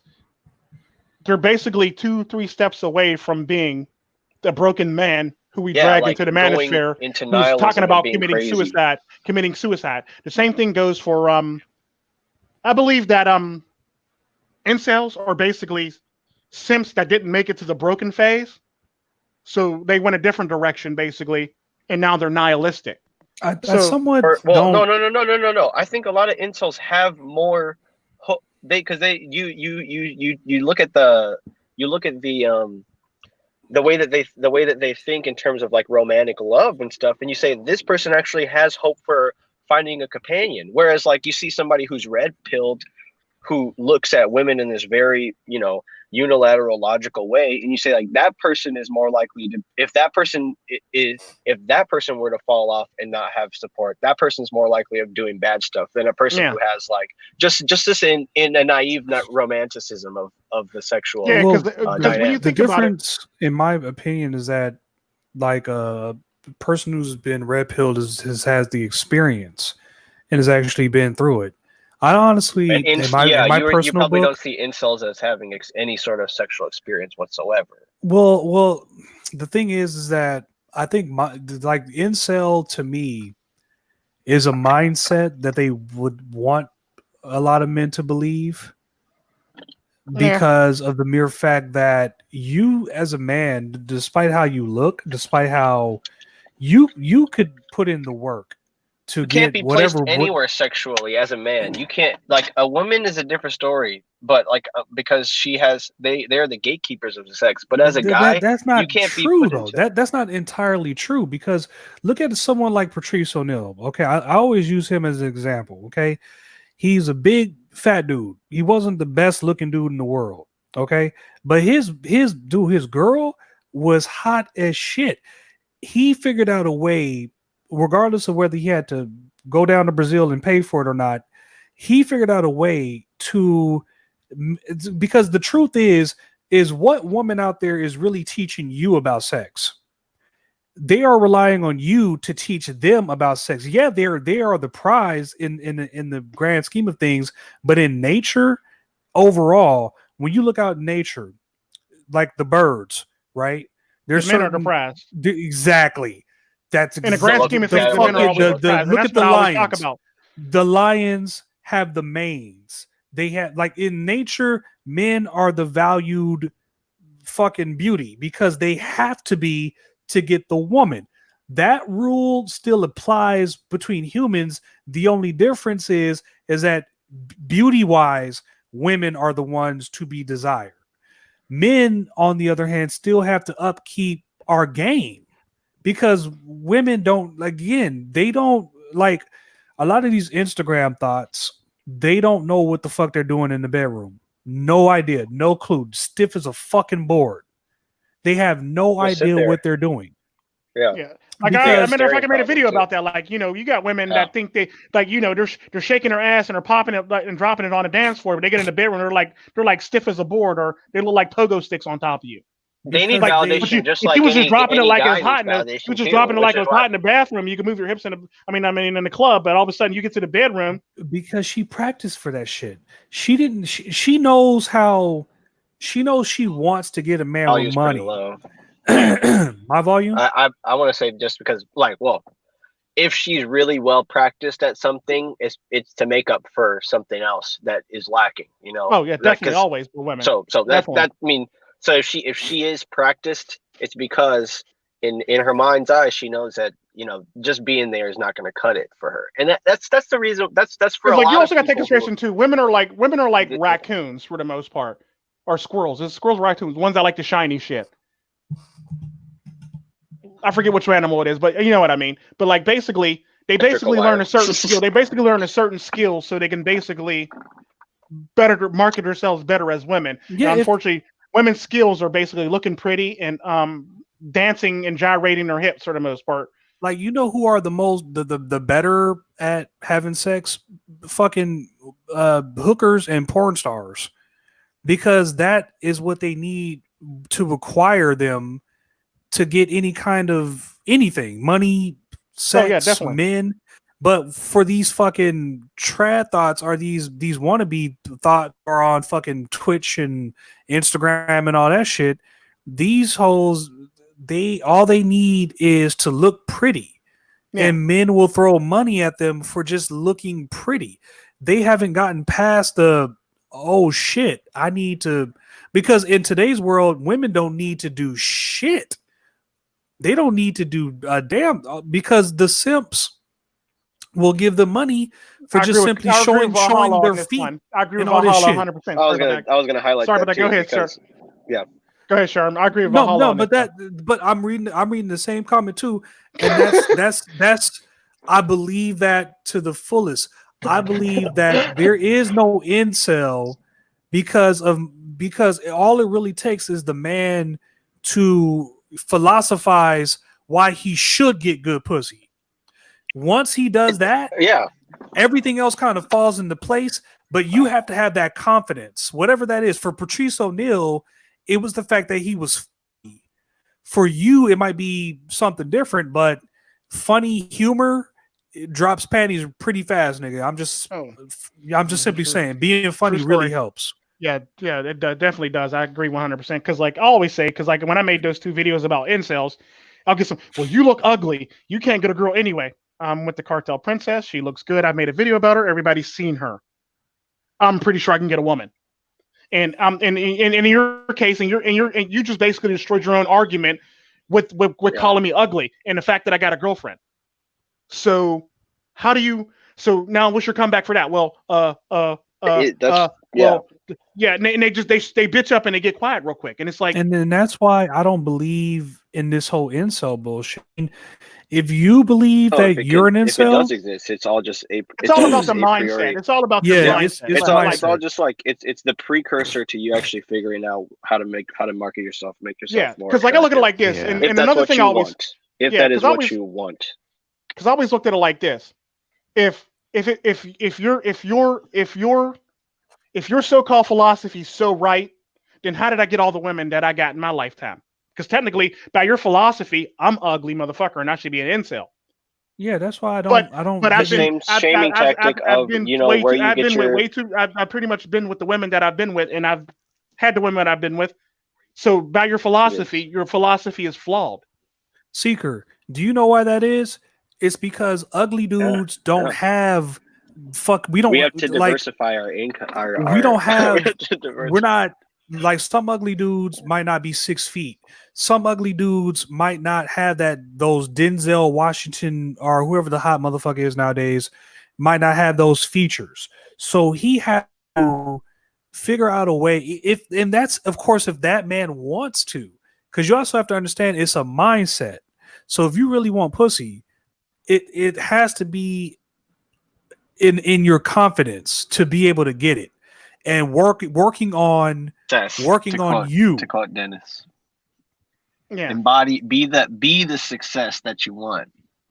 That it's kind of like the same. I'm just saying that I'm just equating it to money too. It's like if you want to have the good trim, you have to basically have the mindset to say, I deserve it. Here's why I deserve it. Instead of being like, I want it, I need it, I gotta get it. How am I gonna get it? Then the thing that always pisses me off when I hear these incels say, well, looks matter. Okay, how did Biggie Smalls get all the women that he got? Exactly. How the fuck did Jay-Z get all the women he got? If looks matter is so hard, then how the fuck is all these ugly ass rappers like Lil Wayne getting these bitches? How is Louis C.K. jerking his dick in front of the finest comedic bitches on the planet? Like, you have to ask yourself these questions. You really do. When it comes to humanity, men looks, it can help. Going to the gym helps, but what really helps is your confidence, because you could be also a big, swole, good-looking dude and not get no pussy whatsoever because of your confidence. Hell, I know good-looking guys that can't get pussy right now. A dry spell and not have confidence, or you could be in a dry spell getting money, and then it doesn't become a dry spell anymore, to put it shortly. That's also the other option. Heeding the warning, going MGTOW, building yourself up, and then the right woman more or less will come around. But then you'll have to ask yourself another question. Bitch, where were you when I had nothing?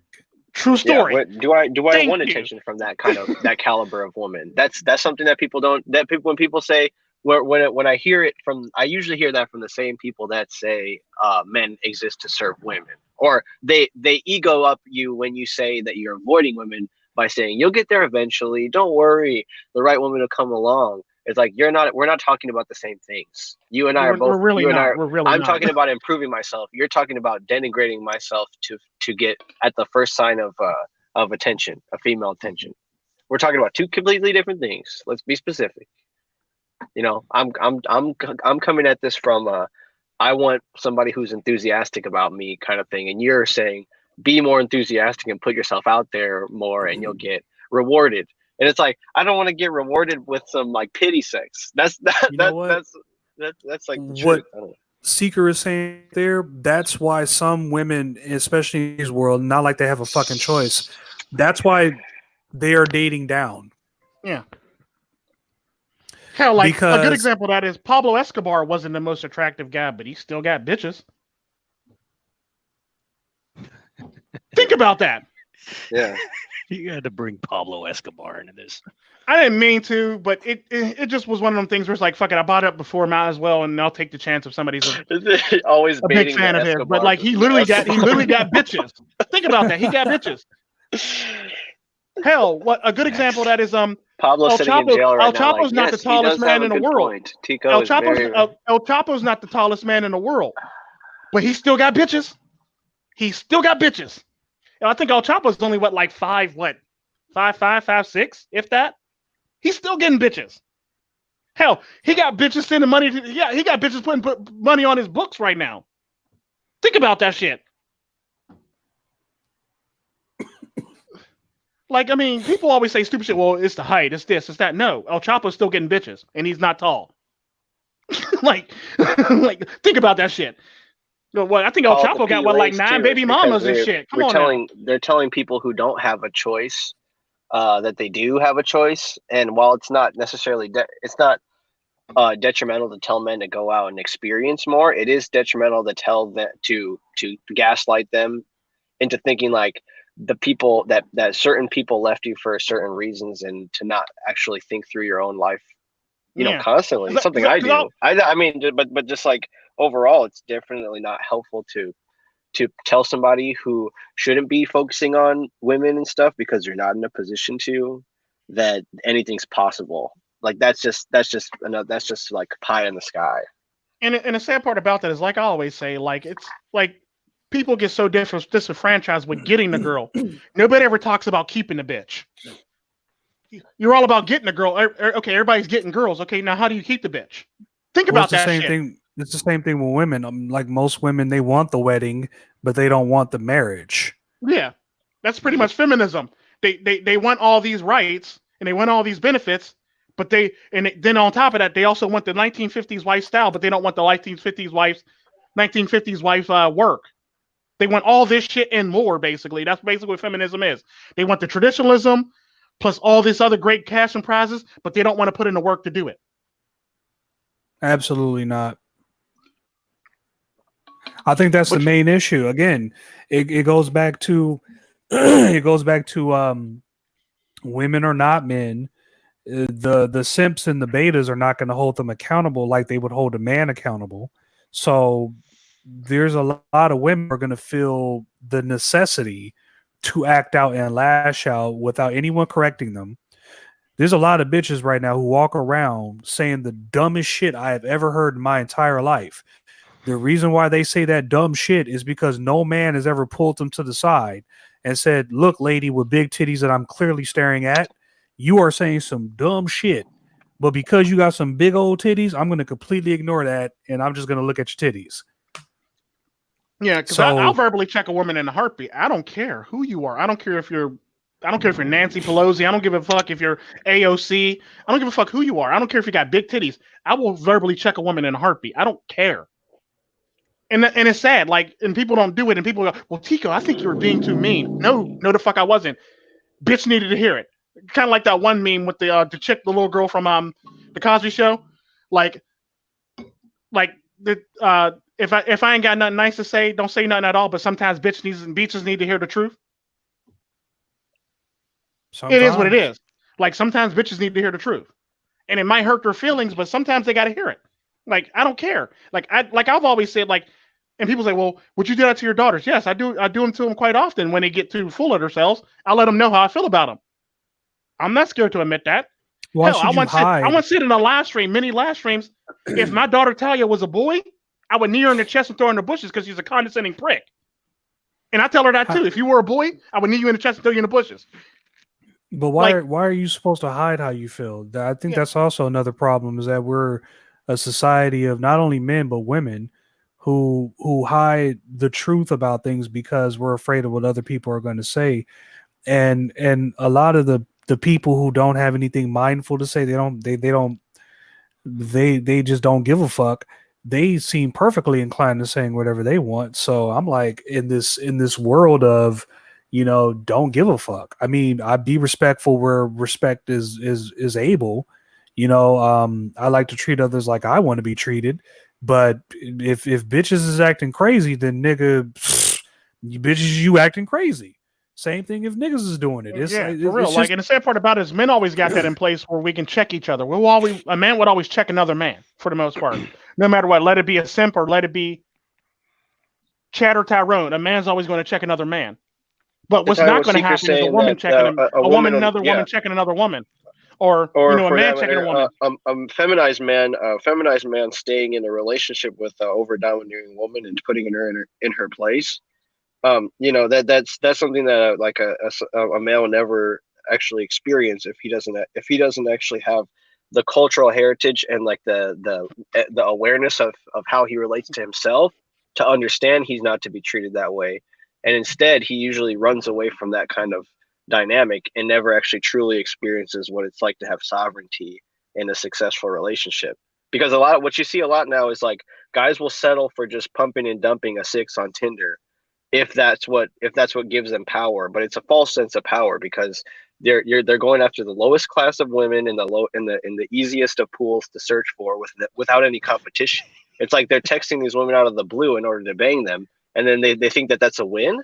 Come on, give me a break. That's basically going down to the watering hole and just being like, all right, who wants some? And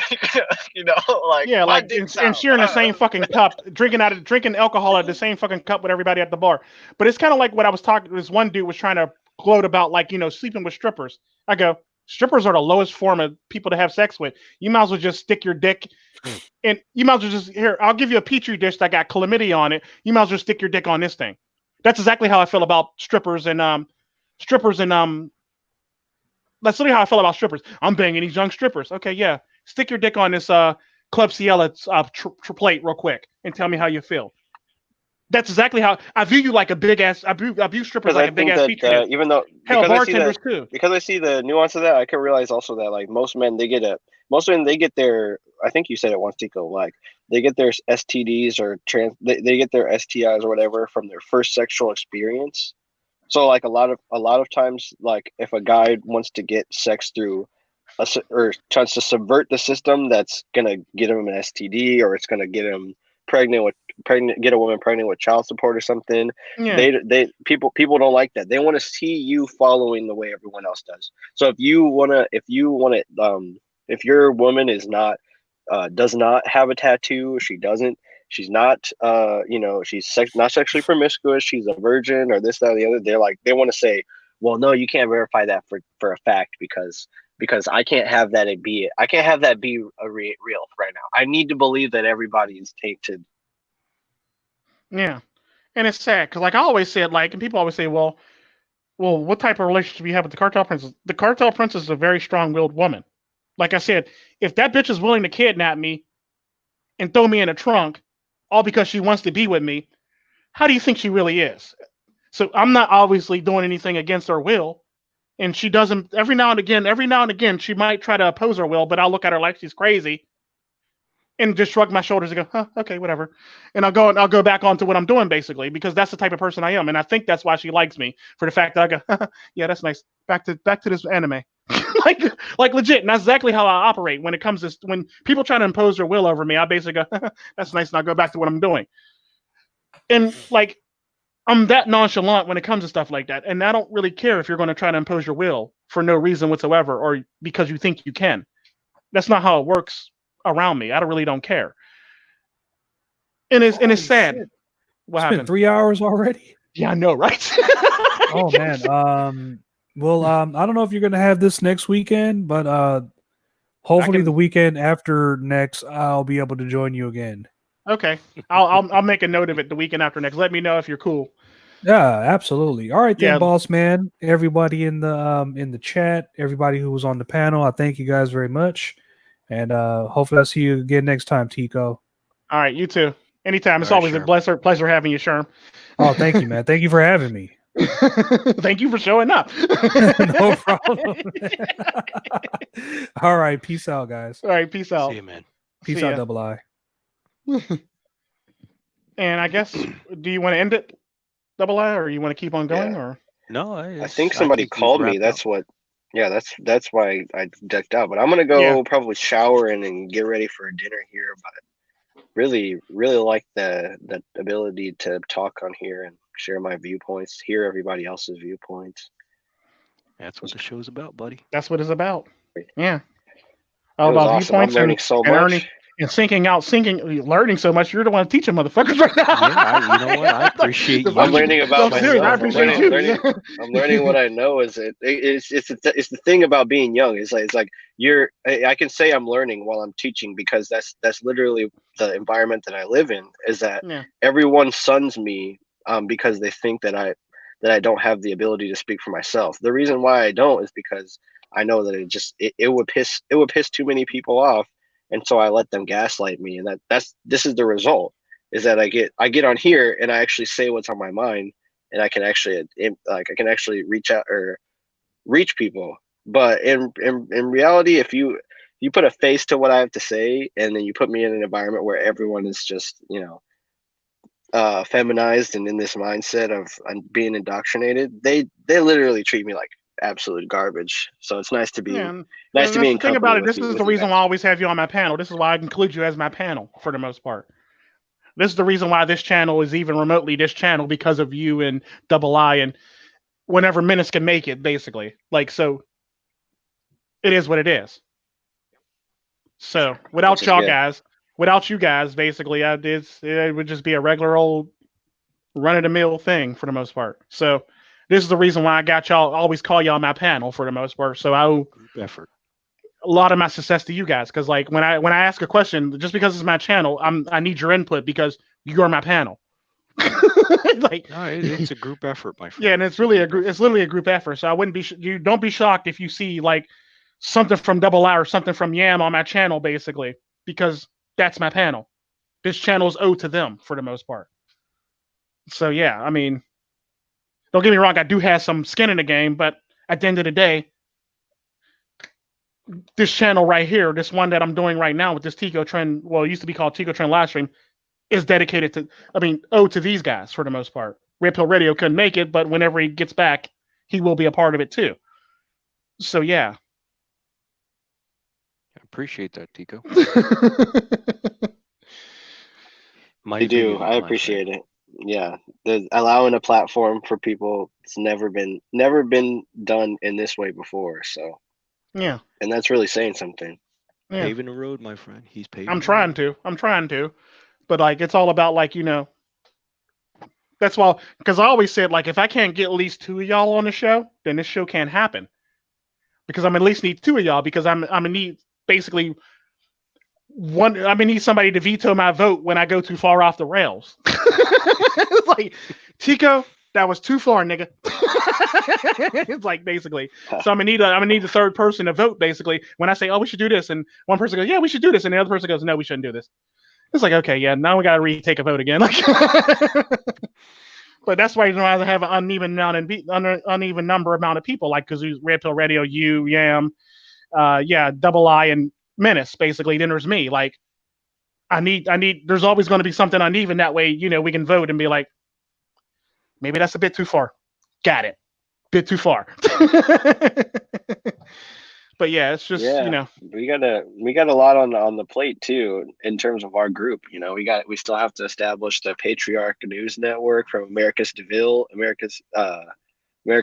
idea. We still need definitely. to get MGTOW University going and start teaching these people real life skills. Oh, definitely. Like, yeah, and like it's just stuff like that. Like I don't want to, like I said, I don't want to be famous. I just want to put out the message. I don't care. I don't care. Right. I don't care about being Instagram famous. I just want to be message famous. It's like, but yeah, it's just stuff like that. But it's that a just fly. makes it. Yeah, it's definitely. Yeah, a fly on an alligator's eye. Oh, what the crocodile's resting on? The alligator's resting on the turtle's back. Guys, I'm gonna. What's it called? What is it? What is?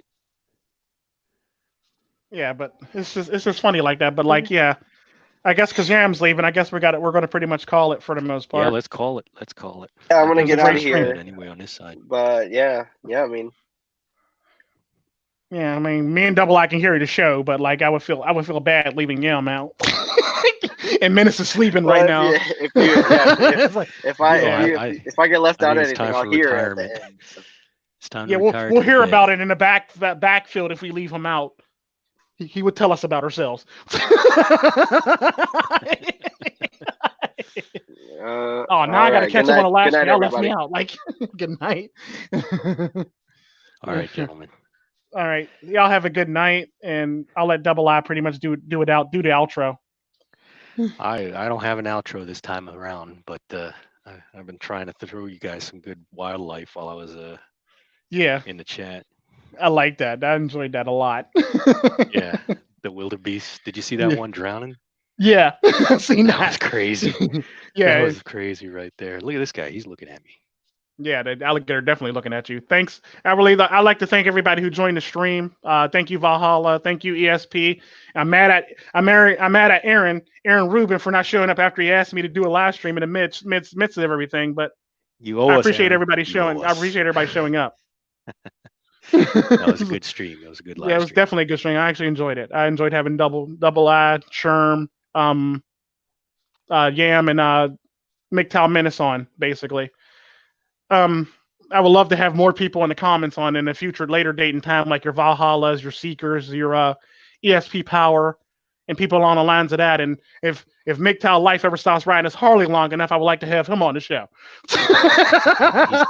He's enjoying life too much. Yeah, I know, right? He's enjoying life. Yeah. And I appreciate everybody else that I didn't mention, Lonely Underscore, and everybody else that joined the live stream, and everybody that pretty much was in the background just watching. I appreciate you watching also. And I appreciate anybody who comes on the stream, let it be Hammerhand and or True Sherm, because I'm a fan to them guys for the most part. So yeah, that's all I got. Y'all have a blessed night and be safe. Have a good evening. Bye. Bye.